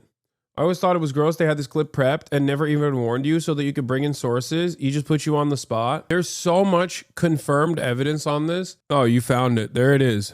Archive post examining the Israelis' Palestinian women's claims. There's a paper that claims the lack of by the IDF is due to racism. W racism. I owe you an apology. I wasn't really familiar with your game. This is them just having fun because they wanted to dunk on me. Having a conversation with Ethan about the credible allegations made by numerous Palestinian victims under Israeli prisons. If you want to know how someone can be so consistently on the wrong side of every argument, this paper claims that the lack of by IDF Palestinians is due to strong adherence to ethnic national ethos and a need to reinforce said ethos. It doesn't claim racism, though. As far as I know, inside the IDF soldiers by other personnel is much, much more common than on Palestinians. Source, Israel Defense Co. IL. Title says 26 cases of in the IDF in 2020 out of 1,542 reports of sexual harassment. They literally were running defense. This is where it first began, by the way. This is where it first began. By a group of people that call themselves the Taliban or even the Hezbollah. How is this subreddit not banned? They meticulously deleted all of the brigading when they wrote. Hasan claimed on stream that Israelis Palestinian women is a well-documented part of Israeli apartheid apparatus. On leftovers, Ethan played the clip to Hasan. Hasan failed to provide any decent evidence of his claim. He conceded that he could have been more careful with his words and they would get back to Ethan with more sources. I've seen a compilation of sources floating around that proves Hasan was right and attempts to vindicate his claims of Israelis Palestinian women. I saw it first on the H3 issue sub, where it got uncritically accepted and highly upvoted, then locked and Moz deleted a ton of comments. Now I see it on Hasan's sub, where any dissenting voice is banned, so replying there is worthless. I look through each source. Source, article summaries. TLDR, Palestinian women an Israeli investigator in 1969. Physical intimidation tactics, sexual harassment used by Israeli interrogators. The real reason why this person did not find any Western sources. I didn't fail to provide evidence. I did show him something, but I didn't give him more hardline evidence. But the reason why is because one of the most famous Palestinian prisoner advocacy networks is called Adamir. Okay? Now, you might know that name or you might not know that name, but let me tell you why you might have heard about that name. Because a former State Department official that actually quit over America's handling of Israel in the genocide went on Christian Amanpour's show and openly admitted that Adamir was a Palestinian prisoner advocacy network that had documented extensive cases of Israeli torture in prisons, including but not limited to sexual violence. He also admitted that after this report came out, that Israel declared them to be a terrorist organization and then went in and seized their hard drives and made them functionally illegal. The United States government followed suit shortly thereafter. This is a process in which Israel does everything it can to actively undermine the truth. They will consider you a terrorist organization and will shut your operations down. This is the same country that, yes, I'm talking about Josh Allen on Christian Amanpour, where he openly talked about the story. Same claim back when he operated in good faith. Yeah, this is the other side of the story, where when Ethan first heard me say these things, he understood what I was talking about. But that was, of course, 4 months ago, streamed on, no, not even 4 months ago, but streamed on October 30th, 2024, where he heard this, where he initially encountered this claim. He had a very different attitude than the one he presented in the context nuke. Hey, come on. That's a Jew joke. Mr. Piker has all but exposed himself as an apologist for sexual violence and savage R words of October 7th. Doesn't matter if R words happen on October 7th. It doesn't change the dynamic for me. What's interesting about that quote specifically is that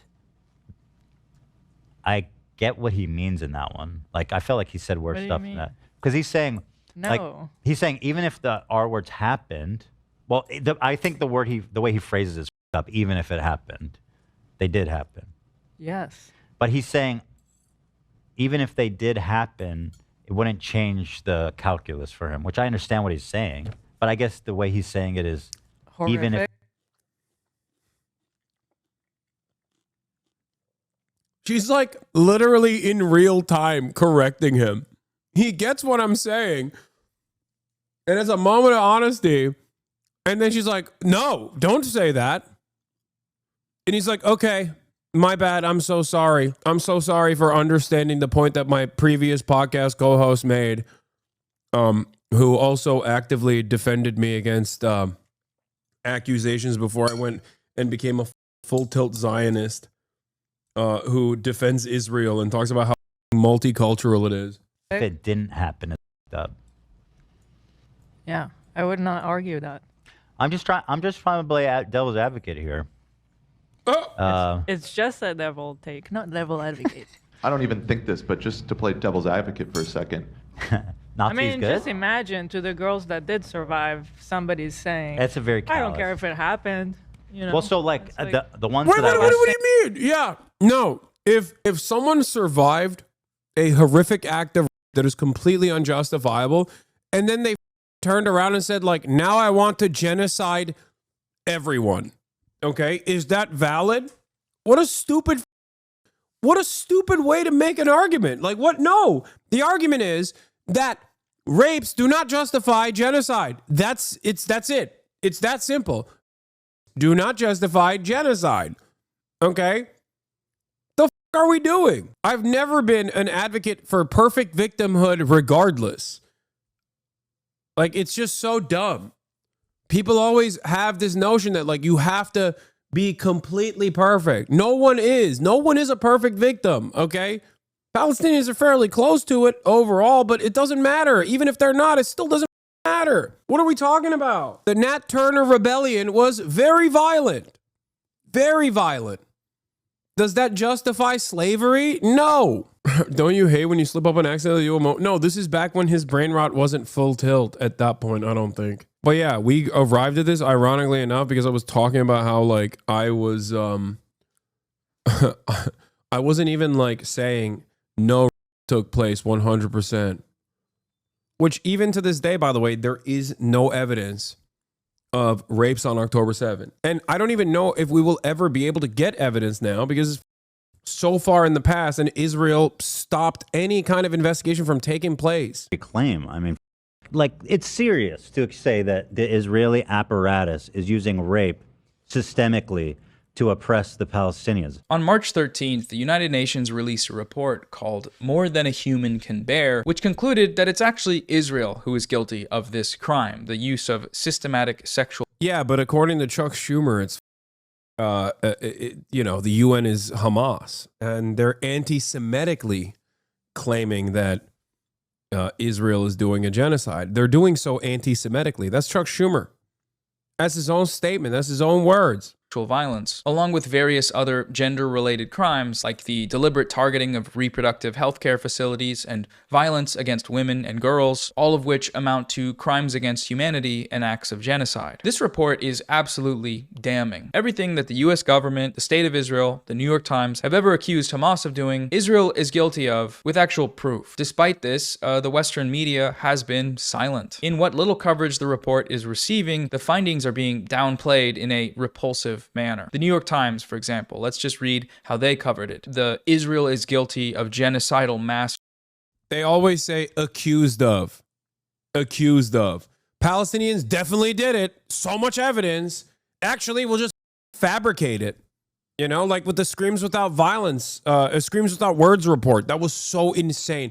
That did not meet the New York Times' own editorial standards. There was internal chaos at the New York Times over it. Because they were like, how could you publish this? Like, this is an insane thing to publish with a paper of record. Do you have no decency? Do you have no care? Their own internal, there was internal strife within the New York Times over Screams Without Words being reported as proof that Hamas had done systematic on October 7. It is shocking. It truly, because like, look, I know they lied to go into Iraq. They lied about WMDs, all this shit, right? But even then, I still think like there's definitely, you know, there's a bridge you won't cross, right? Like for Israel, they crossed it. By the way, the initial UN report that Noah did not mention in this video that much says that the overwhelming amount of evidence, there's different standards within the UN report. I covered it back then. But if I recall correctly, there are different standards for evidence, okay? There is direct evidence, like forensic evidence, which is much harder to manipulate. There are secondhand testimonies, firsthand testimonies. There's, you know, like firsthand eyewitness testimonies that can be wrong, okay? But it's like still a higher standard of proof. And underneath it, like at the bottom of the barrel is like the forensic analysis that they do by looking at photos, where they'll just be like the famous case of that one girl who had what looked like blood on her pants. The assumption at the time from everyone was that that person was, trigger warning, I'm talking about some really fucking horrifying things, right? You know, trigger warning depictions of violence, all that stuff. People had speculated that that person had, and there was blood in her pants.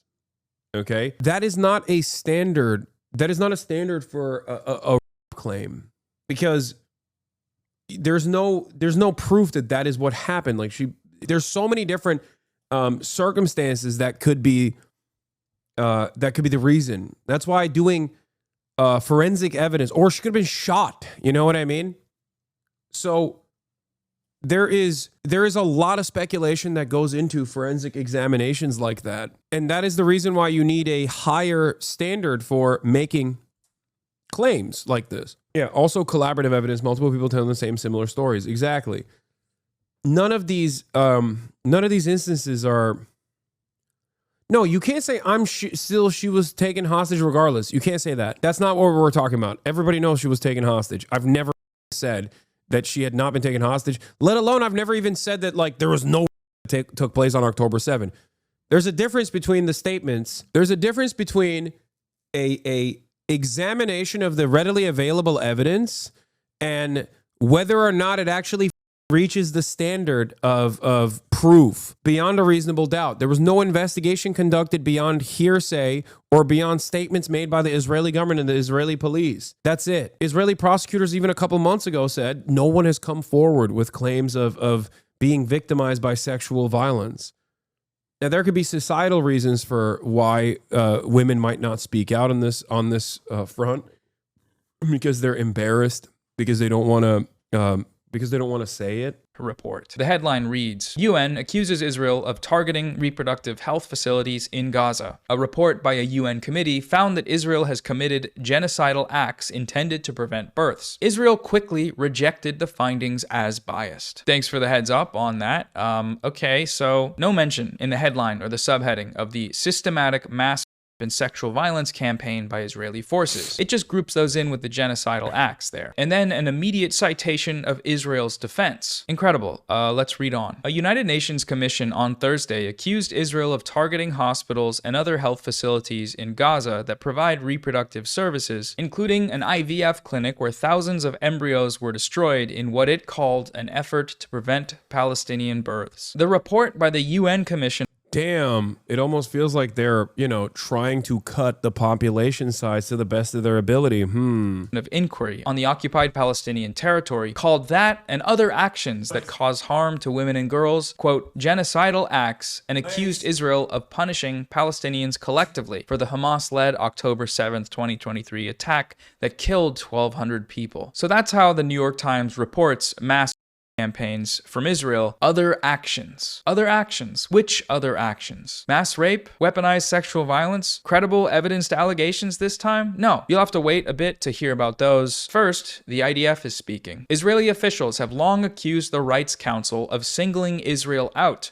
arguing that UN officials and committees condemn the country with far greater frequency than it does dictatorships like North Korea. In February, Gideon Sa'ar, the Israeli foreign minister, said Israel would stop participating in the council, accusing it of demonizing Israel. The United Nations is Hamas. The United Nations is anti-Semitic. That's what Israel told us, and we're going to tell you what they told us uncritically because the New York Times. The first time the word rape is used in this article isn't until 15 paragraphs in, and then when it's used, it's immediately followed with reporting that the accused were not ultimately indicted for any sexual offense, and that Israel says it doesn't do that actually, and that they follow the rules. I could scream. These people are disgusting. She was taken to sedate a man, and she was nude searched over and over again and filmed, and then she was twice by Israeli male soldiers, 2 of them at a time, while videotaping her. We have also one testimony of a woman who was also taken. She says she was also raped by an inspection device by a female soldier more than once. They inserted the inspection device in her rectum. We have also one testimony of a woman saying that she was strip searched and they would beat her on her behind and they would humiliate her in front of each other. Most of the women also who were taken from Gaza, West Bank and Jerusalem said they were beaten on their,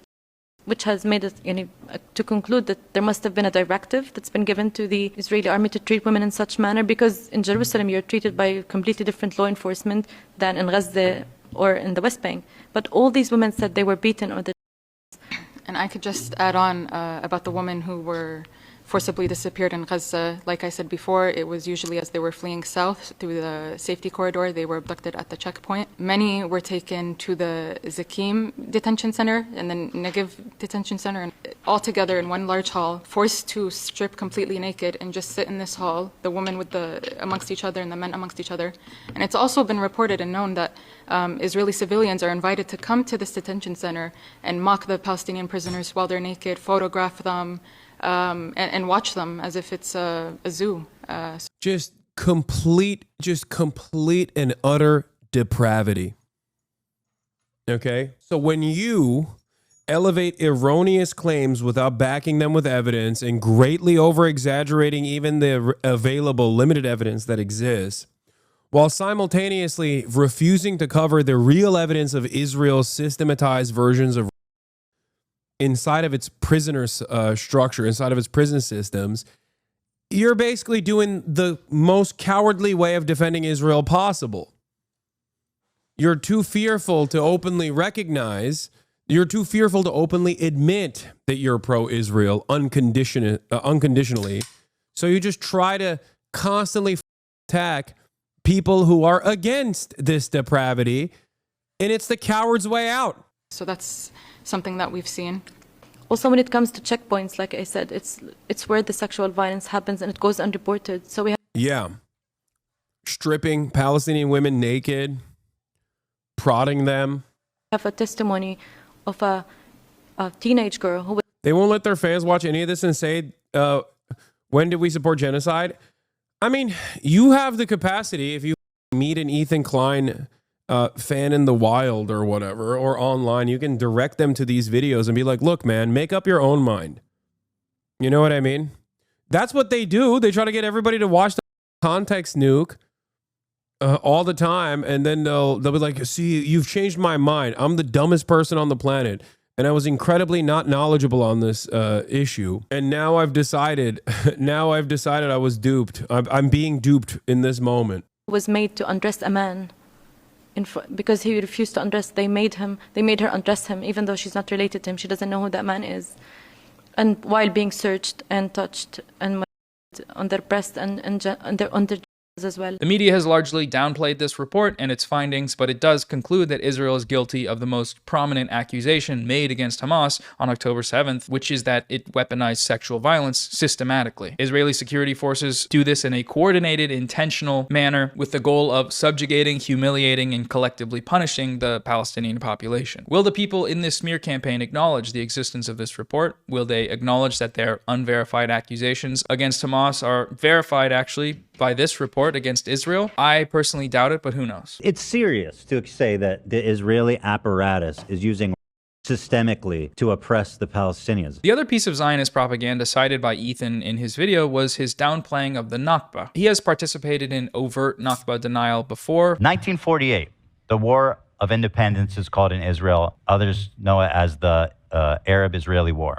So I just want to note here that Ethan gave this supposed war 2 names there, but he missed one, the Nakba. And the Nakba is a very relevant and... Peekaboo's Porsche, how does this justify what Hamas did? Both are wrong, and you are still denying when it very much happened. I understand your perspective, but why do you have to go 100% of the way while also denying atrocities on the other side? I have not. The difference between you and I is that I critically examine the readily available information and the evidence. You, on the other hand, add a whole bunch of that you believe happened. There is no denial of the atrocities that took place on October 7. This is something that I've actually talked about quite a bit. I've seen the videos. I watched the same videos that you did.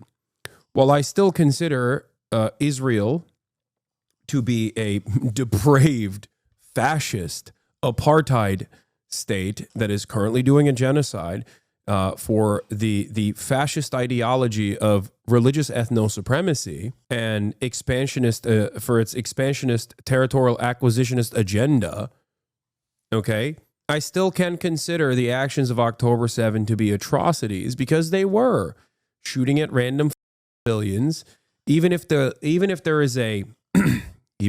is a music festival slammed to the side of a concentration camp, the people that are there still don't deserve to get sprayed on, okay, with bullets. That's my assessment of the situation.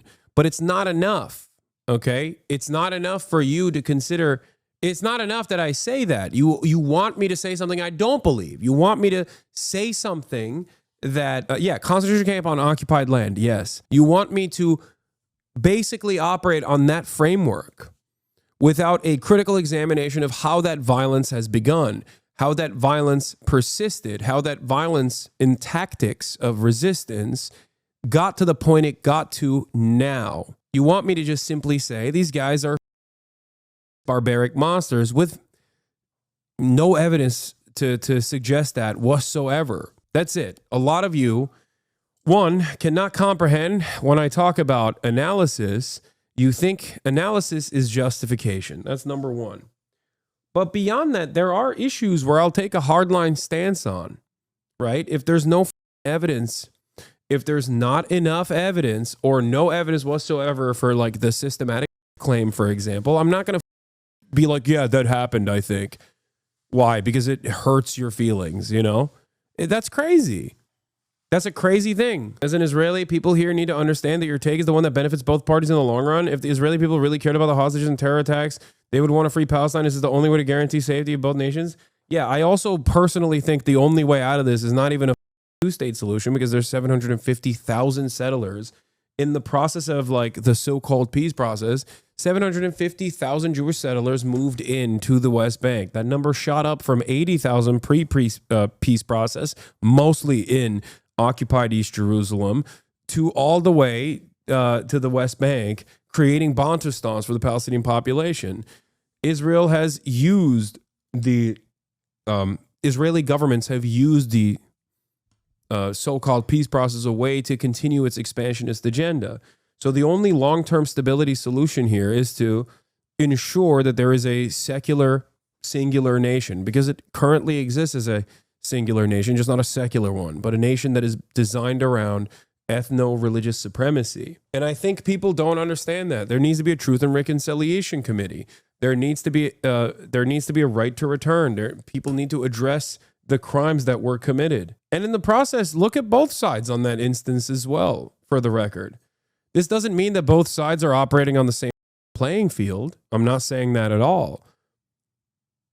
But if there are crimes on either side, and there's many on one side, overwhelmingly, if not damn near the entirety of it, they need to be addressed. Reparations need to be given to people. This is the only way to maintain long-term stability. Anyway, let's continue going. Very apt name, because the fact of the matter is that when this supposed war happened, the Palestinians had no real organization, no real funding, no really significant armed groups or leadership to protect them, to fight back against the Zionist colonists, while the Zionist colonists had, for a very long time, organized terrorist groups, militias, etc. among them, which were extremely well funded by international organizations that they had formed, which were dedicated to funding and fomenting the Zionist colonization of Palestine. Hence, what Ethan Klein calls a war here actually started out as mass killings and expulsions by an organized military against a people who did not have one. The Nakba, contrary to the narrative of Ethan and Hila here, began before the intervention of the nearby Middle Eastern Arab states. It was a reaction to it, in fact. By the time of the Israeli Declaration of Independence, more than half of the people... This is bad empanada, and not worse empanada. Bad empanada when he's locked in and is like talking about, you know, important historical events is bad. He's bad empanada. Bad empanada when he's talking about drama slop tube as a drama slop tuber himself is worse empanada. I heard that he's still yelling about how he was right and I was wrong for being stupid enough to say that I would entertain the notion of going to Gaza, not realizing he's like, oh, he's so stupid. I didn't even bring up the fact that he said something like that he didn't even bring up the fact about the Rafah border crossing because, you know, even on the Egyptian side, Israel controls it, not knowing that there was a petition made by some of the journalists that I was working with at the time to get the United Nations to force for journalists, Western journalists specifically, to enter the Gaza Strip. Over 100 journalists signed a letter requesting Egyptian authorities to allow access to Gaza through the Rafah crossing, February 3rd, 2025. This was an initiative that was launched at the time. Of course, that empanada, I think, doesn't want to come across like he's in the wrong, so he's just going to keep saying that I was in the wrong for even maintaining this position. It's okay.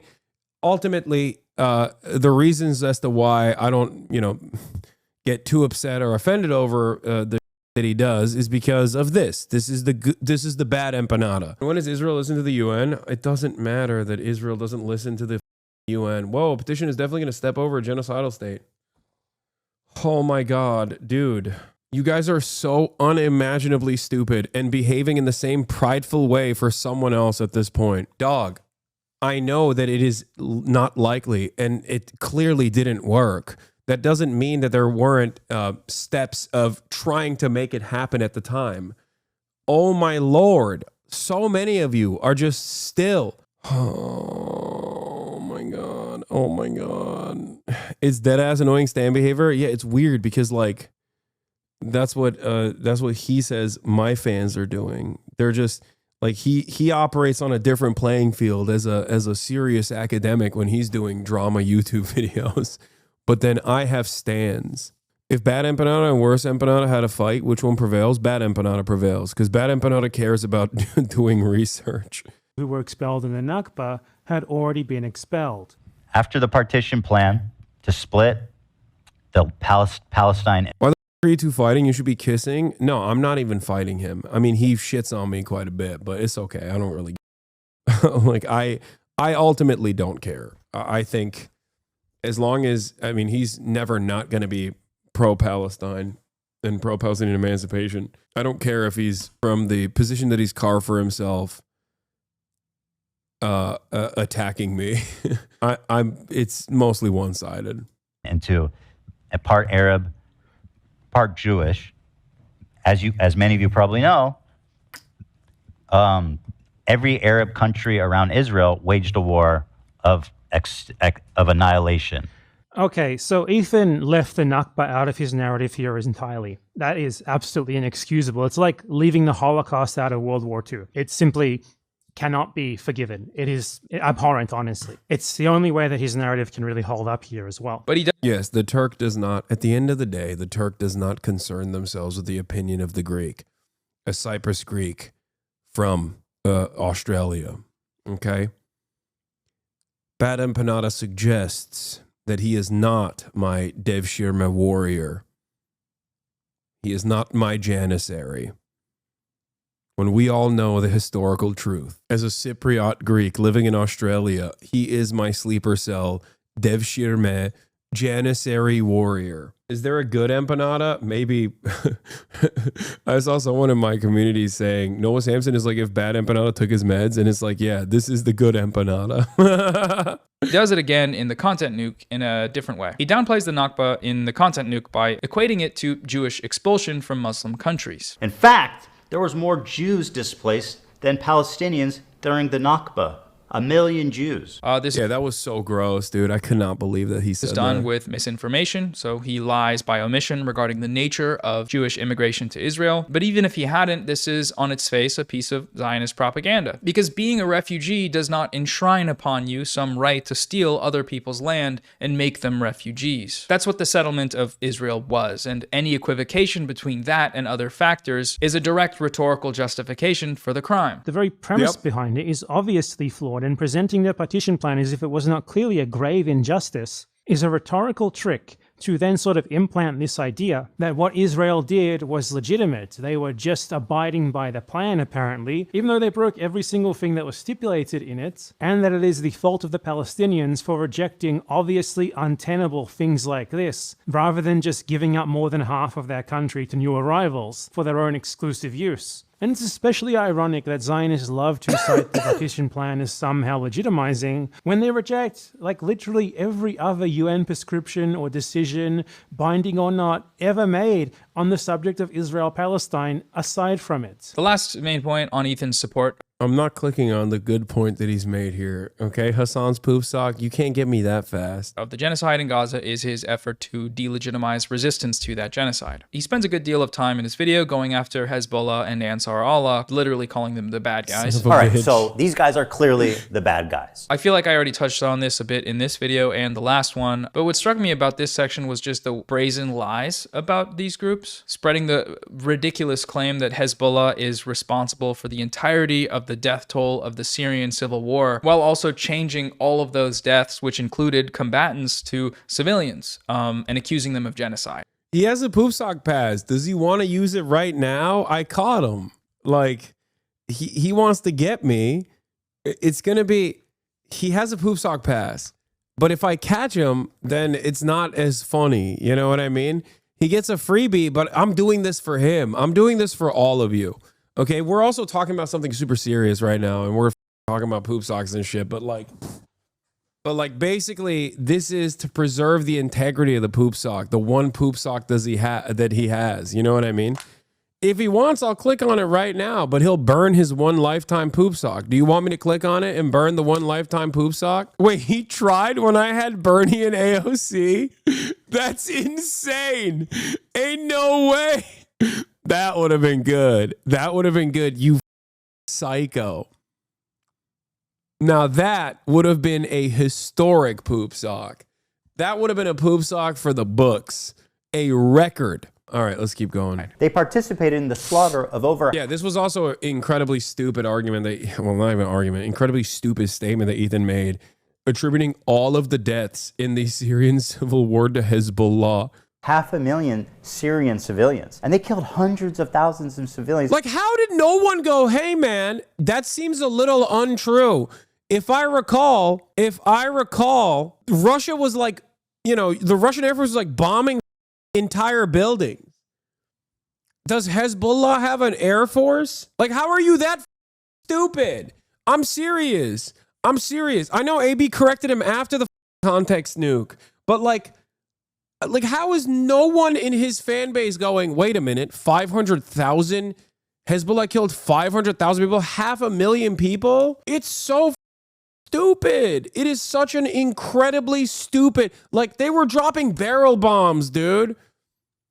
You think Hezbollah had barrel bombs and a air force to drop barrel bombs with? Like, what are you, crazy? Like, what an insane statement, dude. Pretty sure if Hezbollah had air force, they would not be using it in the Syrian civil war. They'd be using it on Tel Aviv, okay? What can only be described as a genocide. No one does this. I don't know.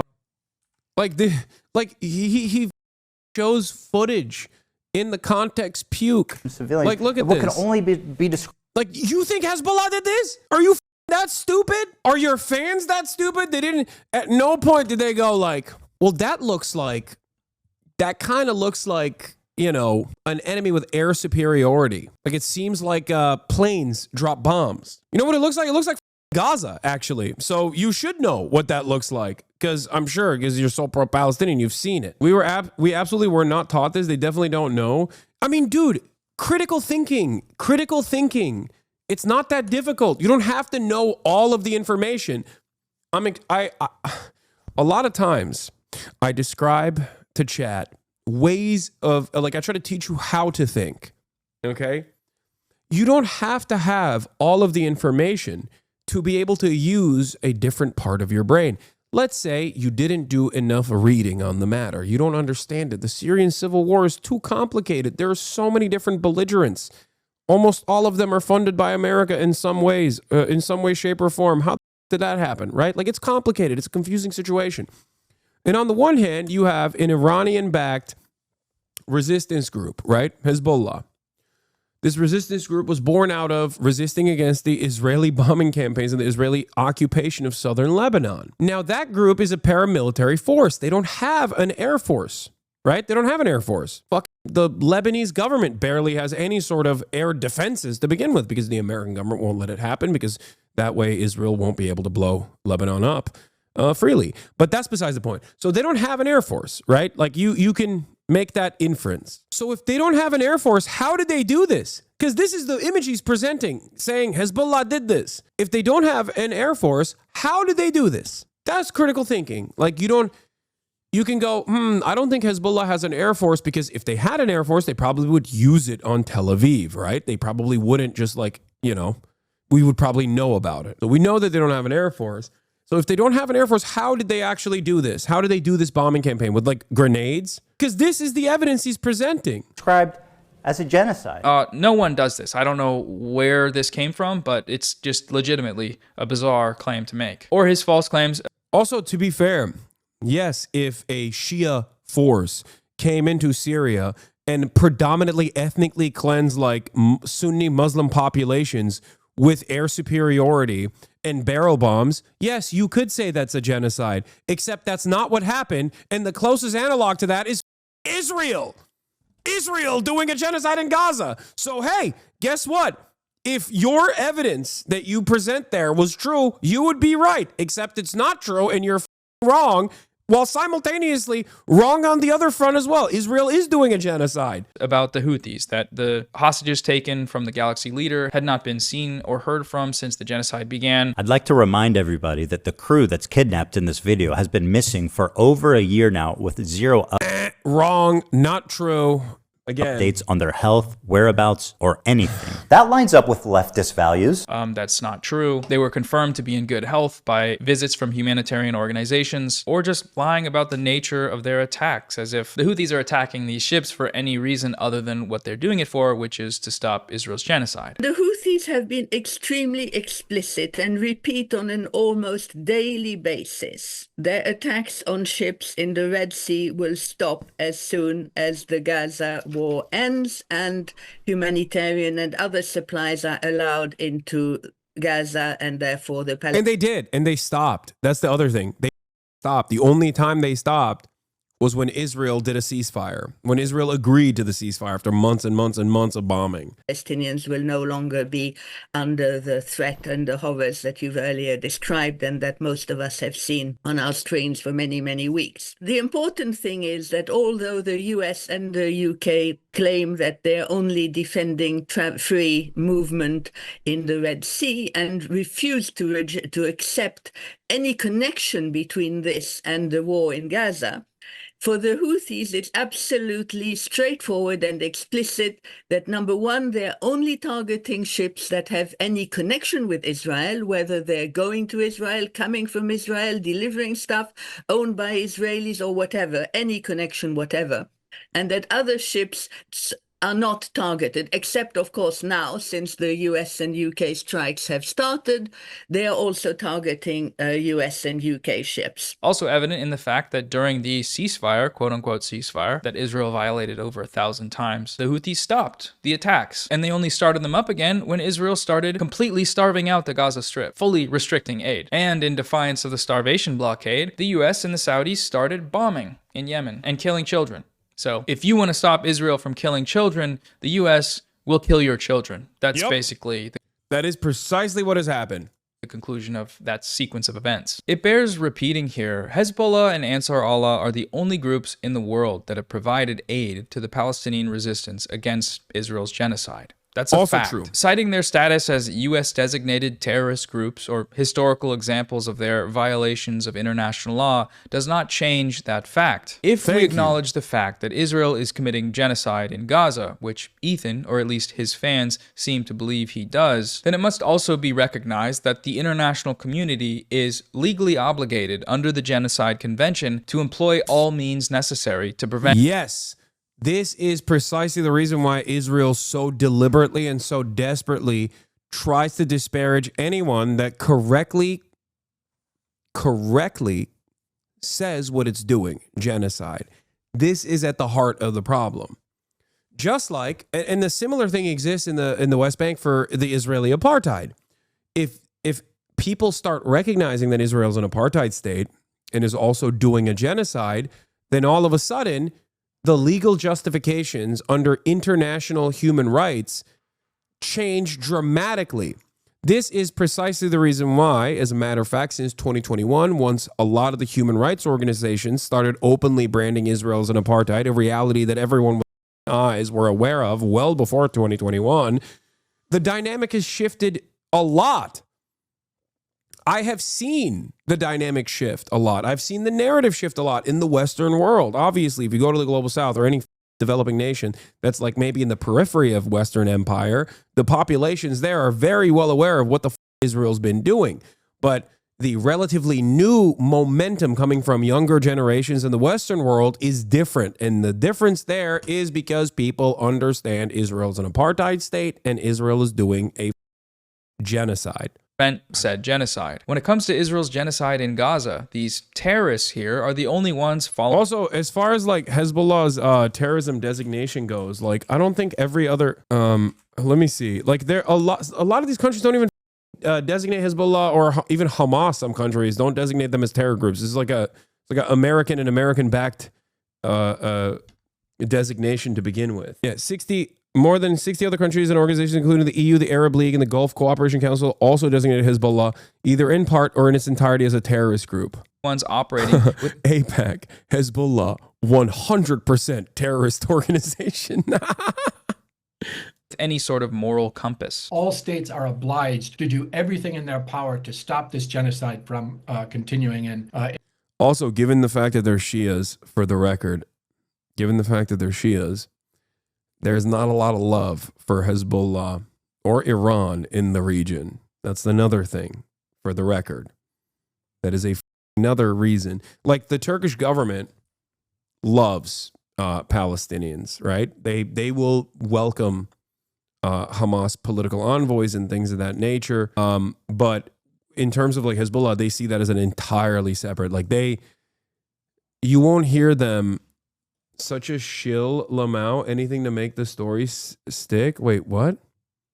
Who's shilling? Are you talking about me? What is the story? Is Israel doing a genocide or not? Like, what do you mean? That's not a story. That's just a reality. I mean, Iran would do dodgy things if Israel didn't exist. That's ridiculous, dude. Yeah, no, totally. Just like the Palestinians would do an actual genocide on Israel if the walls came down, you know? If there was a single state, then the Palestinians would actually do a genocide, which Israel's not doing to the Palestinians right now. But if it was, it's doing it as a defensive genocide, a pre-genocide genocide, if you will.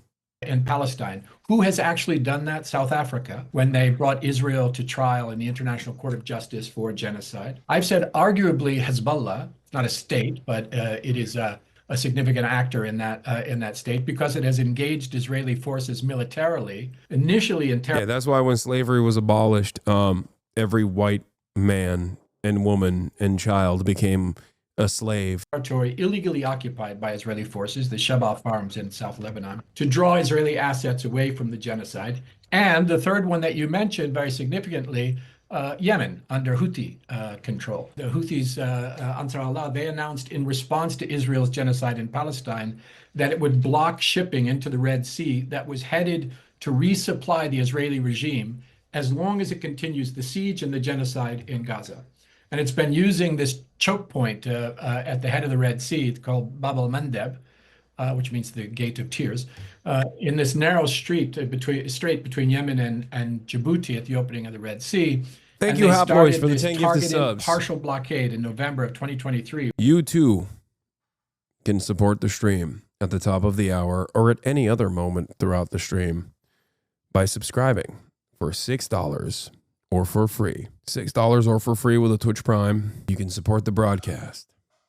You can also get gifted a sub if you're lucky. When the genocide started, by boarding an Israeli ship, and then they sustained the blockade until the announcement of the most recent so-called ceasefire. At that moment, the Houthis lifted the blockade while the ceasefire was going on, demonstrating that they were doing this as a humanitarian intervention in order to meet what the International Court of Justice has said is the responsibility of all states, and what the General Assembly in its implementing resolution has confirmed is the responsibility of all states to do everything in their power to stop the genocide and the siege that was being imposed on Gaza. You know, some ships avoided the blockade by sailing around Africa, but most of them couldn't. So the major shipping companies stopped sailing to the Red Sea, and the port of Eilat in Israel went bankrupt, which means that this blockade was working. It was denying the Israeli regime many of the goods that it needed to continue the siege and to continue the genocide in Palestine. The United States, aka the terrorist designators, meanwhile, are the ones doing the terrorism. They are aiding and abetting a genocide with billions of dollars in arms shipments to Israel. The liberal framework of thought is only able to conceptualize actors in conflict as being good and bad. Israel's far-right government is bad, Ethan says, but so are terrorists. Genocide is bad. I don't agree with genocide, of course, but hijacking ships is bad too. It's against the law, which is bad. Everybody should just stop doing bad stuff. Okay, well, Israel's not stopping. They're not stopping the genocide. The US is not stopping its arms shipments so that Israel can continue that genocide. That is the material reality. If you actually want that genocide to stop, you need to do something material to try to stop it. And so far in the world, the only people doing that outside of Gaza militarily are Hezbollah and Ansar Allah. If you spend all your time attacking these groups while sitting on the sidelines idealistically opining on what forms of resistance are acceptable to you, then you're supporting the genocide. Full stop. Yup. No, you don't understand. There's a proper way to resist the genocide, and that proper way is doing it only within the neat little confines that I have designed for you. You can't, for example, say from the river to the sea, Palestine will be free, because that hurts my feelings, because I envision that being a genocidal statement, for example. So you can't do that. Okay. Sorry. You can't say Zionism is fascism, because that also hurts my feelings.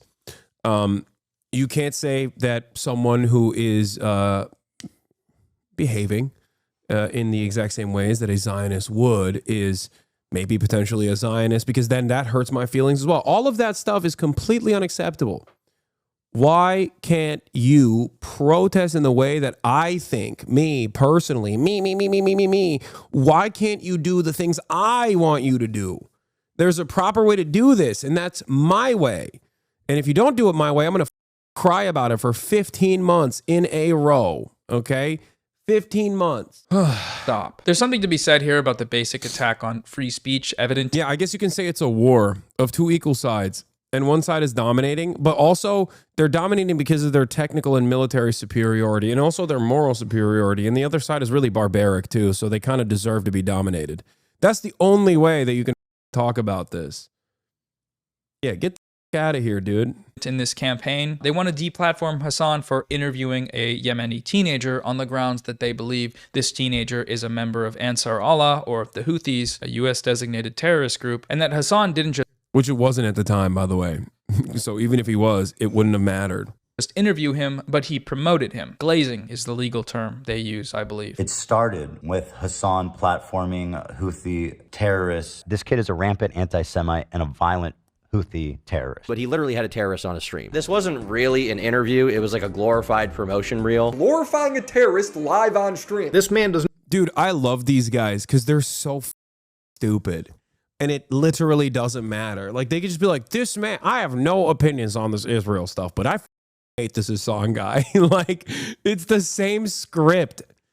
They're unironically in the same Twitter text groups alongside Keemstar. It's the same guy, the same ugly pieces of...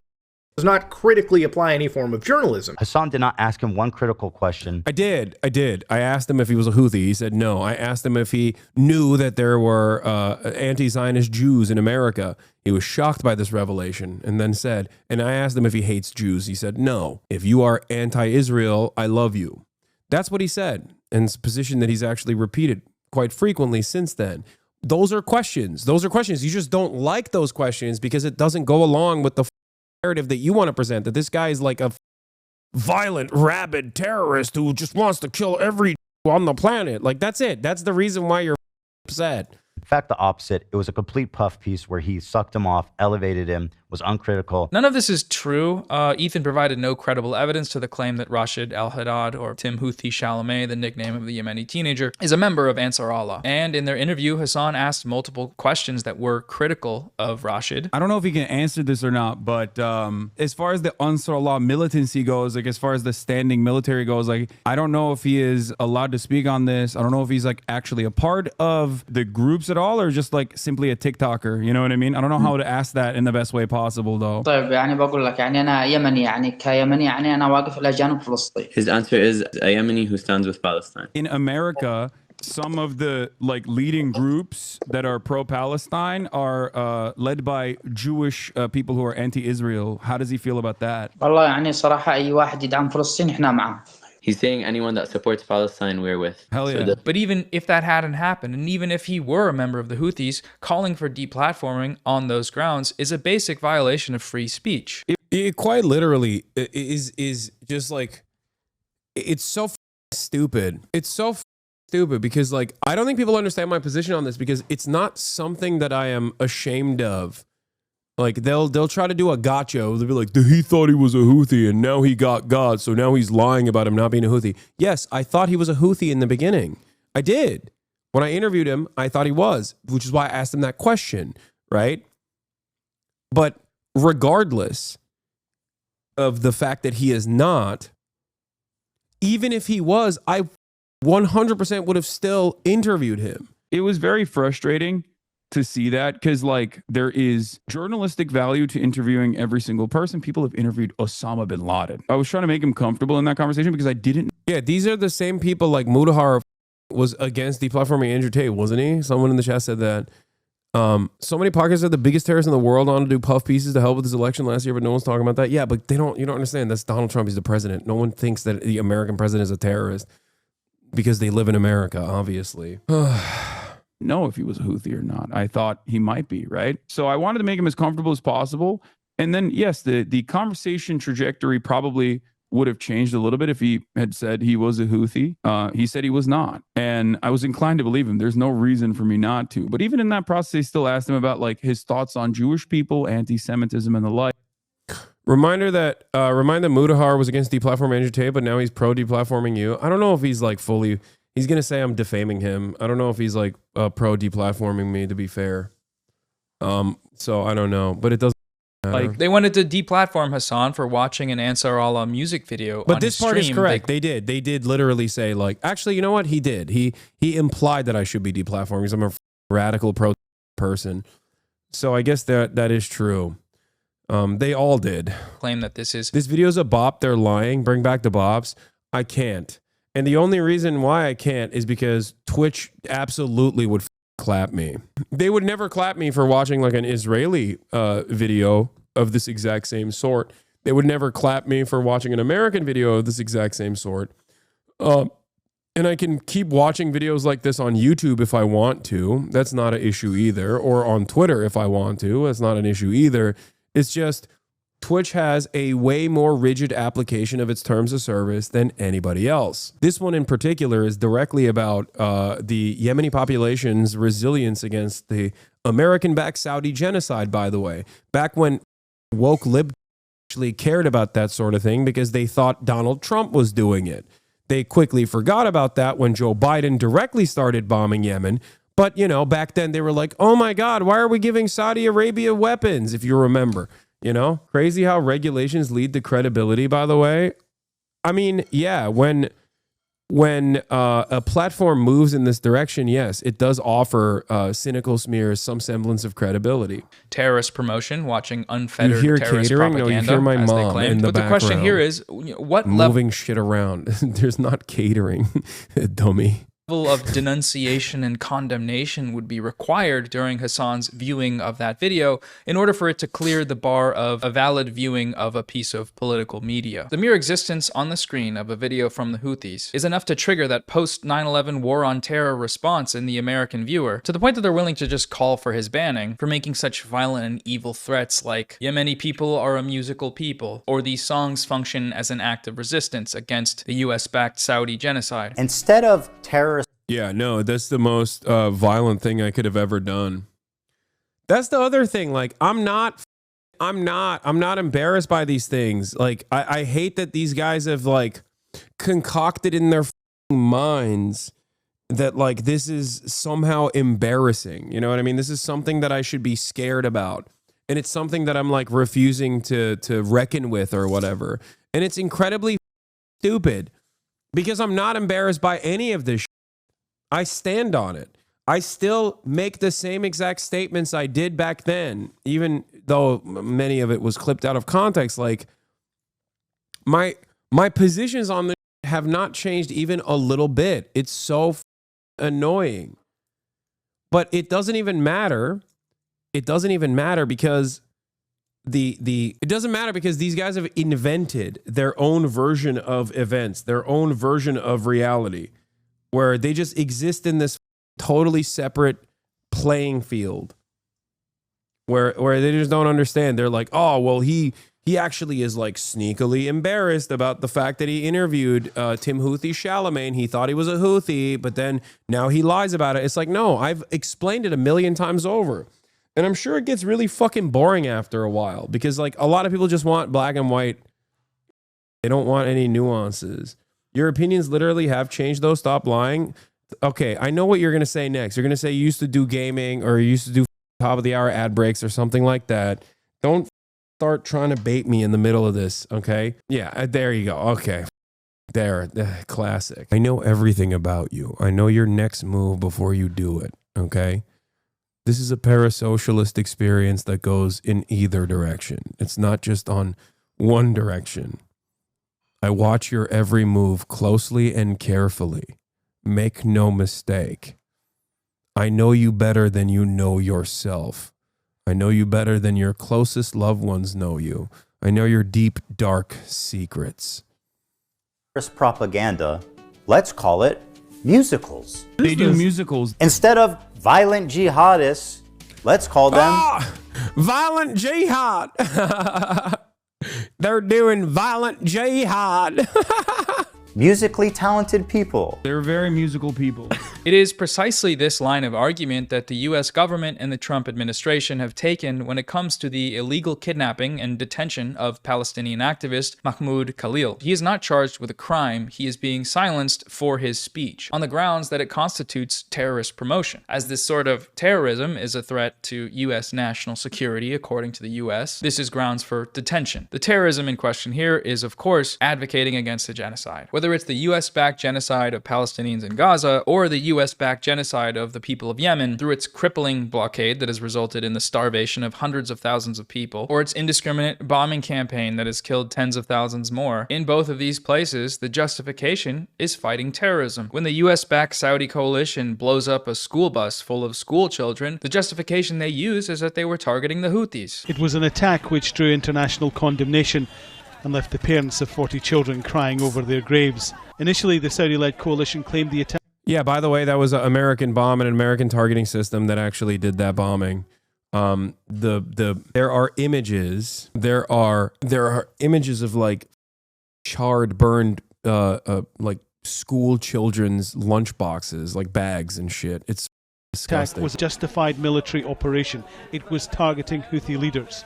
Now it says it made mistakes. When Israel blows up a hospital, lighting medical tents on fire and burning Palestinians alive, the justification they're using is fighting terrorism. It's all part of this same system, and whether on the ground in Gaza or on the airwaves of media coverage of it, the premise itself of terrorism needs to be challenged, which is why but that fear is actually at the core of the issue. The sex pestilent crowd is built on social taboo, and the entire community is built on finding acceptable opinions. They think what you did is socially unacceptable because they're mostly racist. The fact that what you did is taboo is logic enough for them, I guess, but they also violate taboo in incredibly racist ways all the time and actually masquerade that as like a virtue rather than a vice.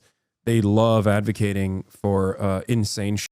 Them look horrifying to normal people, like advocating for the morality of incest, or finding new debate tactics to talk about ethical forms of pornography, or a white man's right to say the N-word.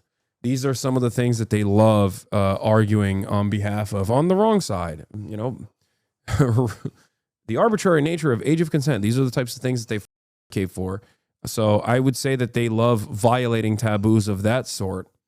I don't know if that's entirely accurate. When you release a video for 3 million people attacking resistance to genocide as terrorism, terrorist groups, terrorist propaganda, terrorism, terrorist organization, you're sort of doing that same thing. The last point for today's video I want to bring up is the concept of deflecting criticism. Ethan implies that my decision to criticize him or character assassinate and horrifically lie about him, as he put it, is tied to Hasan being my idol, and my idol being criticized compelled me to defend him, seemingly against logic or reason or something like that. This was an accusation shared by many of the viewers of my video. Hasan Glazer detected, opinion rejected. Now what's interesting is that this response simply reinforces my point about the Hasan bad online media ecosystem. To these people, responding to my arguments on their own merit is unnecessary because they can simply write me off as de facto wrong because... Yep.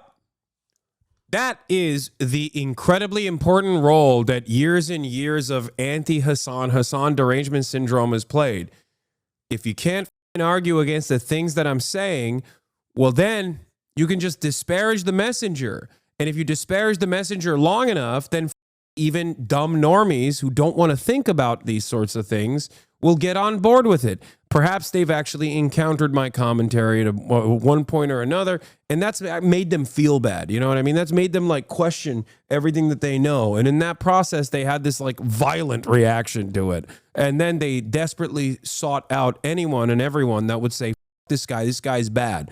Why is he bad? Not because of the arguments that he's presenting, but actually he's bad because I've decided he's a hypocrite. Is he a hypocrite because of his own established moral boundaries? No, he's a hypocrite because I have established a false moral boundary for him, and now I believe he's violating it. Is he actually violating the false established False established boundary that I've given him? No, but I'm lying about it, and you should believe me because he's bad. And enough people say that, and enough people just recycle that same garbage, then yeah, some people are going to get on with it. That's why so many people will turn around and be like, yeah, he's kind of a controversial guy, right? Like some normies that are at least online enough to know who the I am might have this attitude. A lot of the phase boys and their fan bases initially were like, I thought this guy was a real piece of shit. Seems like he's a totally chill dude. I don't know why everyone calls him a piece of shit at all. The reason why is because people have dedicated a good deal of their time and effort into making others feel that way. That's it. But the secondary notion of that, the perhaps unintentional notion of that is that now you don't have to actually entertain the arguments whatsoever. You can just simply go, you're bad. You're a bad guy.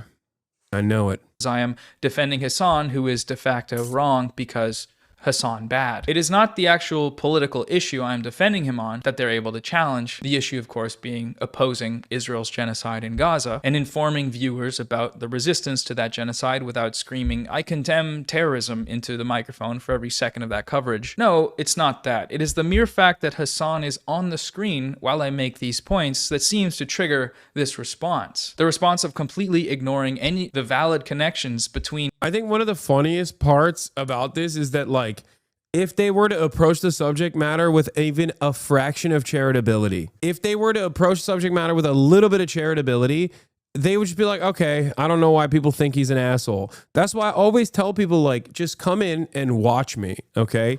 Just come in and make up your own mind. Even if you come in with a negative attitude, even if you come in here with the idea that you're going to confirm your biases, I promise you, you're going to very quickly realize that maybe you were duped. Maybe you were lied to. That is perhaps the biggest reason why, regardless of the endless sea of attacks, this community keeps growing every single day. And all my haters are like, I don't understand why it keeps growing. I guess it's because he's really good at lying. Or maybe it's because the things that they're telling about me are just so objectively untrue that when people do come in to confirm that suspicion, they go, okay, yeah, this guy isn't the piece of shit that I thought he was. The replies to the interaction, the 5-star Twitter comment is a perfect example of what you described. Yeah, he's a Nazi. Why does everyone hate this guy? I only see him when he streams with Jason. He low-key seems kind of chill. He's a Nazi. Hope this helps. Any proof? I don't even know who the son is, but why does everyone hate him? Any proof? Tier 3 sub for sure. So you call me a dick rider because I won't prove him being a Nazi? Yeah, that's the issue. Like, that's the issue. It's like, no, I'm pointing out the obvious. You know who he is. Bust a cap. R word. Bro has a sports PFP. He's at Hope This Helps. That's so funny. Read the bio. Conservative Christian. Probably funded by AIPAC, Big Pharma, Military Industrial Complex, Rupert Murdoch, and Coca-Cola.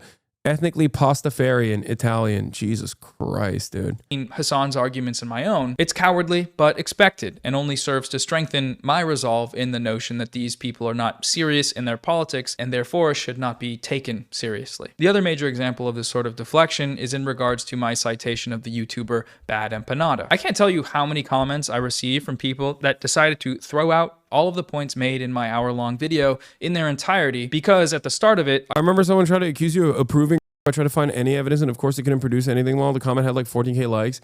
Yeah, I know. It's the flip chimp off of the pro college that rich people choose to send their children to. I was responding to that. It's crazy.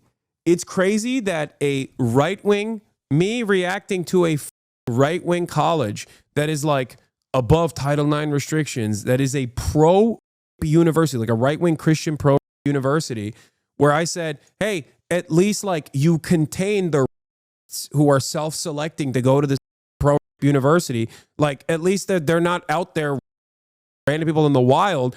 And people literally still to this day go, Hasan wants rich women to be.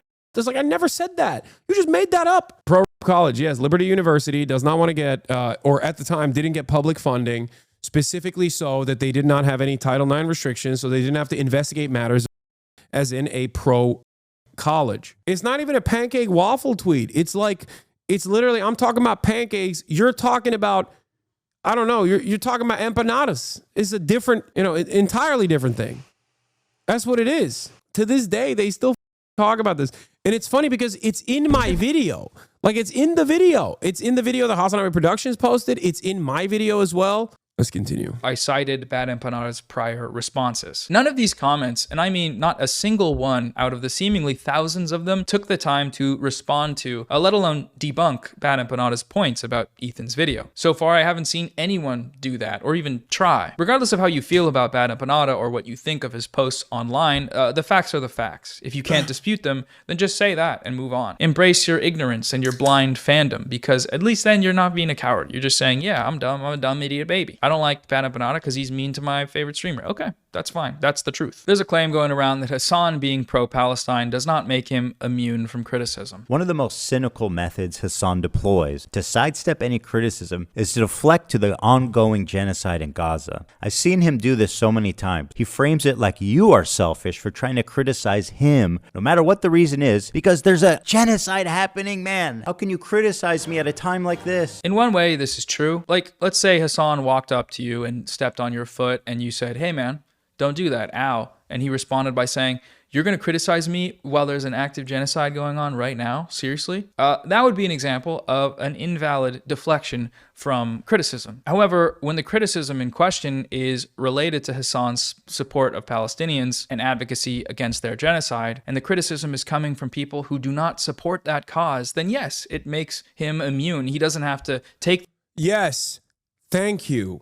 The entire point of why I say, what are you talking about? There's a literal genocide going on is not because I'm infallible to criticism, okay?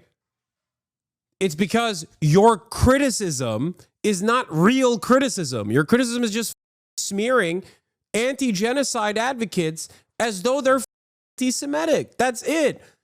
And my point is, if you claim to be anti-genocide, if you claim to be pro-Palestinian, then how the do you spend all your time shitting on the loudest pro-Palestinian voices out there? You're using the genocide as a backdrop to enforce your own narcissistic, selfish campaign because you can't comprehend how your progressive fan base turned on you because you're pro-Israel. Oh man, it's anybody but me. It's a literal zero accountability situation for a 40-year-old man with 3 children. Holy surrounded by people who, if he was a little bit more open-minded, would correct him and have tried to correct him. And yet he just does not listen. He's just like, I don't care. I only want to hear people agreeing with me. You hurt my feelings by trying to course correct, by trying to help me initially. And I'm never going to do introspection. And I'm just mad. I'm mad. This man is willing to burn his entire media empire to the goddamn ground and his fashion franchise to the goddamn ground specifically so he can get one off. So he can just be like, no, I was right in the end and you were wrong. Even if tomorrow I went away, even if tomorrow I no longer had a platform or I died or something, anything, right? Like I said, all right, I'm done. I'm not streaming anymore. Your advocacy is not going to change. You're not going to magically be seen as a pro-Palestine guy, okay? It's not going to change the reality, and it's certainly not going to change the reality on the ground for the Palestinians that are being slaughtered mercilessly by the state that you're defending. Oh, the genocide card was always insane to me. Like, it rung to me like a leftover saying you're pulling the race card to minorities and the right-wing pass. Yeah, no, literally, it's just like in the conversation of pro-Palestinian sentiment, they keep saying, oh, you're pulling genocide card. No, you are pulling the genocide card by belittling the term, by saying the only... Look, my point was kind of not dissimilar to what Sean the Black said. If you're mentioning of Israel's genocide, compilations on its own are shorter than you using the genocide card, then you're not anti-genocide, you're pro-genocide. If your advocacy on Israel-Palestine heavily is just shitting on pro-Palestinian content creators rather than shitting on the apartheid genocidal state that is murdering Palestinian civilians at a rapid clip, then you're not pro-Palestinian. I feel like I'm losing my mind. It's crazy.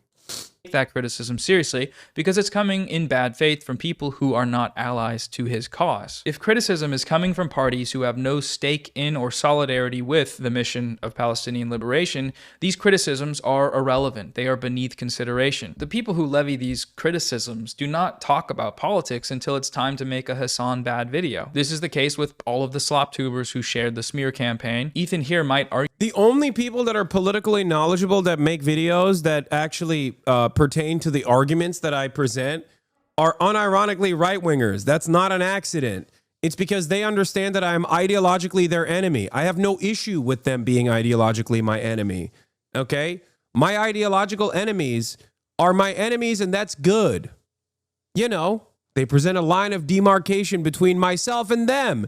I'm fine with them being my ideological enemies. These assholes, on the other hand, are literally presenting themselves and masquerading themselves as though they're liberals, as though they're pro-Palestinian. And that shit pisses me off because they're not. It's a coward's way of presenting a pro-Israel argument by attacking one of the largest pro-Palestinian voices without ever even like presenting an alternative. The only alternative that Ethan has ever presented is Boner Box, who isn't even pro-Palestine. Like, what the fuck are we doing? He's a liberal Zionist. Argue that he does have a stake in the pro-Palestine movement, as he has referred to himself as a stalwart ally to this cause. I've been a stalwart supporter of the Palestine. Like, the dude he's presenting as a pro-Palestinian voice went to Israel alongside Sex Pestany and Elon Levy, dude. Like, the former propaganda minister of Israel. What are we doing? He's like the foreign minister. And he got fired from his job because it's crazy. Palestinian cause for many years. This raises some questions, to my mind, namely, how? What did he do to be able to bestow upon himself the label of stalwart ally? Calling yourself an ally is already, what are you doing? But in this case, especially, what are you do? What did you do? What did he do? He donated to a fundraiser. Okay, but what if I... Whose fundraiser? Noah, whose fundraiser was it? Some asshole reported my username as harassment Hasan's poop sock. Wait, what? No way. That's f***ed up. God, we are surrounded by enemies, dude. We are surrounded by enemies, friends. I apologize. Hasan's poop sock. I'm sorry that happened to you. Did you report that name as harassment? No, dude. What the f***? Why would I ever do that? Also, how would I have done that? I've been streaming this whole time. If I told you that this donation was a one-time donation of what is likely less than 1% of his yearly income to a fundraiser that Hasan ran, and that this was followed by total silence on Gaza over the course of the genocide until it was time to attack Hasan with smears that originate from genocidal Zionists. And then in order to justify these actions, he would hold that donation of what is likely 1% of his yearly income over people's heads. I've donated $6,500 to a Palestinian charity after the war started. Hey, Ethan Klein, thank you for the dono. Ethan Klein gave $6,500. My goat. And when I say silence, I do mean that. A search through every episode of the H3 podcast, which is Ethan's most significant form of content creation in the span between October 7th of 2023 and the release date of his content nuke, you can count the number of times Gaza is mentioned on one hand. Most of the time, it's not even brought up by Ethan. It's brought up by his producers, and then when they bring it up, barely a breath is spent on the topic. I'm not interested in handing out or revoking allyship badges, but I do think if someone is using that label on themselves while actively working against the cause, this needs to be exposed and understood so that we can stop including them in the conversation. I realize that for those of you who are already aware of how he's doing this, I'm just doing that now by talking about him, and you're welcome to criticize me for that. That's who I'm willing to listen to criticism from, people that actually care about this issue. But I do think there are a good amount of people, in his audience especially, that just can't really see what he's doing. People who might otherwise be allies to the cause are being misdirected into liberal Zionism. And I do think that's worth exploring, at least for a certain amount of time. Now, while all of this vitally important influencer discourse was going on, somewhere else in the world, there were other developments. On March 17th, Israel carpet-bombed sleeping Palestinians in Gaza at 2 a.m. in one of the most bloody massacres since the genocidal onslaught began 17 months ago. Over 400 Palestinians are confirmed to have been killed by this act of Israeli terrorism, and over 1,000 more injured. They killed more children in a single day day than in any day in Israel's history. This came after 17 straight days of a complete siege on any humanitarian aid from entering Gaza. They had already been breaking the ceasefire repeatedly over 1,000 times, something which the US media continually whitewashed, but this attack was Israel's formal unilateral destruction of the ceasefire, slaughtering hundreds of starving children in their sleep. This record-breaking child-killing event was celebrated in Israeli Telegram channels with hundreds of thousands of members. In response to a video of a Palestinian girl mourning her mother that was slain by Israel, the Israelis wrote, "Cry you 1,000. Cry as long as you can until we get to you too and eliminate you together with your ugly girl." To a video of a child in Gaza collecting his parents' remains, someone replied, "A young piglet vigorously collects hot and fresh litter to break the fast." The very next day after this massacre, Israel blew up a cancer hospital, the Turkish Friendship Hospital, the only hospital in Gaza specializing in treating cancer patients. They just blew the entire building up. It's rubble now. The IDF said that the hospital was a Hamas compound, but it was actually an IDF compound. They raided it at the start of the genocide, kicked everyone out, and have been using it as a military base for the past 16 months. If we're gonna make this about good and bad, generally speaking, the people blowing up cancer hospitals are not the good guys. So if this is what's gone on in the first 3 days of Israel's full breaking of the ceasefire, why am I, instead of talking about that, talking about what some idiot Zionist influencer thinks? And there's a few reasons, but first, look, the last time I framed a video about Gaza around a YouTube drama, it got over 700,000 views. That's 700,000 people that came in expecting me to talk shit about a YouTuber and left with a video that was mostly about Gaza. But when I released a video the following week with an explicitly political topic, media coverage of Israel's ceasefire violations, it barely broke 100,000 views. My perspective... Yeah, he's farming. He's actively using drama as a way to drive home how, in this video, liberal Zionism manifests and how liberal Zionists oftentimes will propagandize through drama slop bait. Many of those people don't even have a real association with Israel or care about it. Like, I don't think, what's that dude? The one of the Destiny Orbiters who's like another one of those like, ooh, so edgy content creators, Turkey Tom. Like, I don't think Mudahar himself has like opinions on Israel Palestine that are like Willie Mack, Turkey Tom. Like, I don't think those guys give a about Israel. Okay, they just care about clout. I don't think Mudahar actually is pro-Israel. He most likely is just agnostic on the genocide itself. He's probably like, oh, it's really up that it's happening, right? But many of them, like almost all of them, obviously demonstrate their disinterest by covering this issue, not on political terms, not by addressing any points of view, but by simply trying to disparage what I'm doing by, farming Hasan hater bait. It's disgusting. They're turning a real genocide that's happening into drama slop. It is evil. At least Michael Rappaport has a well-established point of view. You know what I mean? Yeah, Michael Rappaport hates Muslims. Okay, he hates Arabs. He loves Israel. He's not shy about it, right? But a lot of these guys, they don't give a about anything. They just care about clout. And for them, they can maintain this like edgy nihilistic brand by simply taking a position that's like, yeah, Hasan. Turkey Tom makes a quarterly Hasan video for the last 4 or 5 years. Of course, he doesn't care about Palestine. He's just jumping at the opportunity and a new talking point. I know. And one of the more annoying aspects of this is that these dumbass chuds do have like apolitical fan bases who also want to sound smart. So they just like listen to that and go, yeah, this guy, you're right. That's it. And they never think about it again. I don't even fault them for that. To be fair, you got busy days. You know what I mean? You got busy days.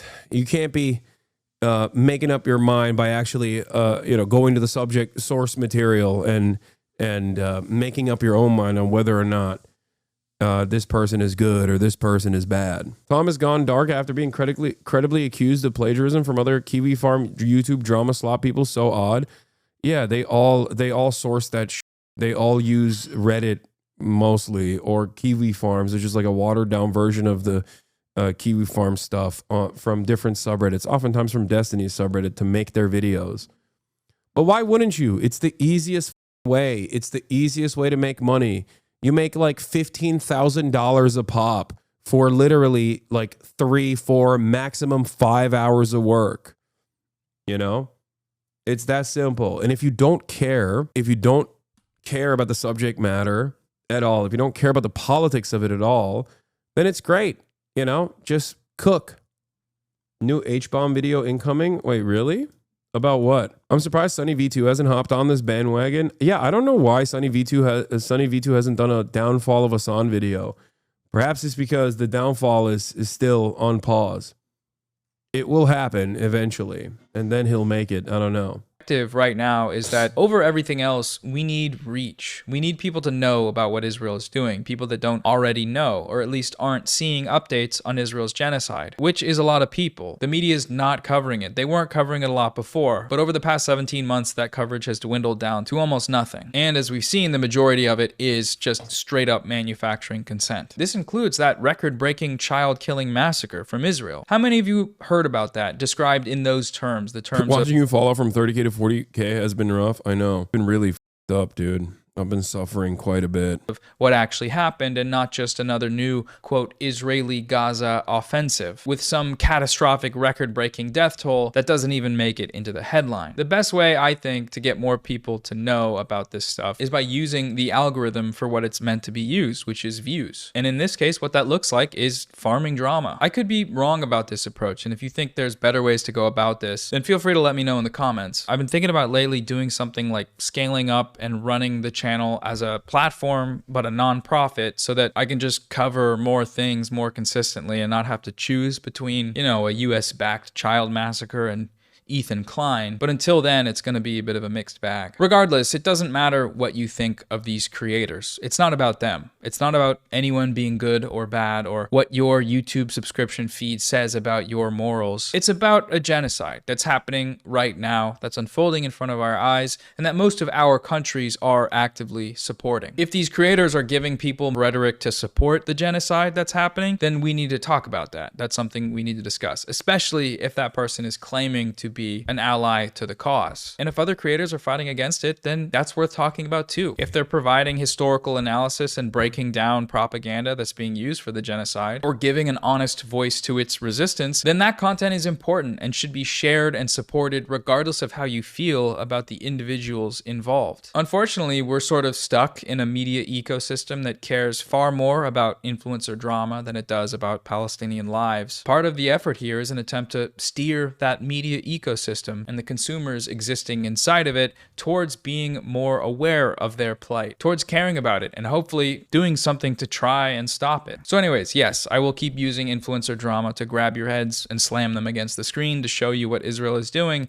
And if you don't like that, tell your favorite influencers to stop using their massive platforms to back a genocide. Tell them to stop spreading genocidal propaganda, lying about the resistance to it, and silencing and deplatforming advocates against the genocide. Do that, and then I'll leave you all to your slop. It's very simple. Okay, that's all for today's video. Thanks for watching. I've linked some fundraisers below. Support them. Also here, I tweeted this just now because I saw this. Apparently, Ethan lied about why he left Twitter. Hasan is such a chicken shit R-word that he blocked me.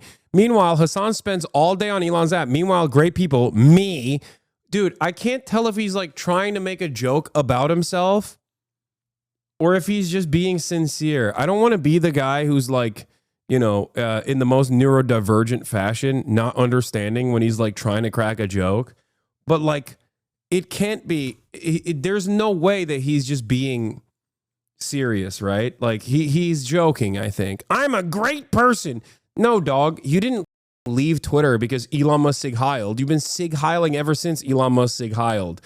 You and Elon are also directly aligned on this issue, the issue of Israel, the issue of deplatforming me, all of that stuff you agree with. Just another example of Hasan being unwilling to make any material sacrifice for his cause. Yeah.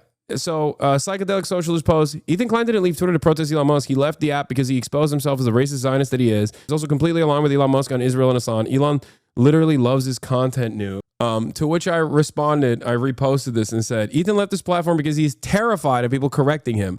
That's why he won't have any of the countless content creators who smears anti-Semites on his stream. He's worried his audience will learn the truth, that he's lying about everyone from his hug box. The full conversation is worse. Yeah, I remember this. Yeah. I'm the freaking ghoul. Yet here you are still refusing to criticize Hamas. I haven't killed any children or families or burned anyone alive lately. Well, who is the freak and the ghoul? Why do you have harsher words for me than Hamas? Was it hard to type that with one hand off to the thought of queer Muslims being murdered? Bro, what the I'm fully in your corner. What was wrong about it? What was I wrong about? This is the revolution you're supporting, right? Just don't ever go anywhere near Hamas because your life would be 100% in danger. Am I wrong, genuinely? Yes. Yes, you are wrong. And also now he's doing the Free Palestine from Hamas. The only time Ethan Klein says something like, may God protect these brave Gazans when they're demonstrating against Hamas. May God protect these brave... Only these guys, though. Palestinians demonstrated against Hamas in northern Gaza on Tuesday in what appeared to be the largest protest against the militant group since the attacks on Israel on October 7th. Video obtained by CNN showed large crowds, estimated to be 1,000 people by a CNN journalist on the ground, marching through the streets of Beit Lahia in northern Gaza, chanting, for God's sake, Hamas out, Hamas terrorists, and we want an end to the war. A message shared on social media appeared to call for 9 anti-Hamas demonstrations across Gaza on Wednesday with the protest organizers. He says Gaza instead of Palestinians on purpose. I mean, no, I don't think he's thinking about it that deeply. May God protect these good Palestinians, the good ones. Not gonna lie, I don't really see what's wrong with him saying this. No, it's what he doesn't say, chatter. Do you not understand? The only time he cares about Palestinians is when they're saying free Palestine from Hamas. Hello? Like the good ones.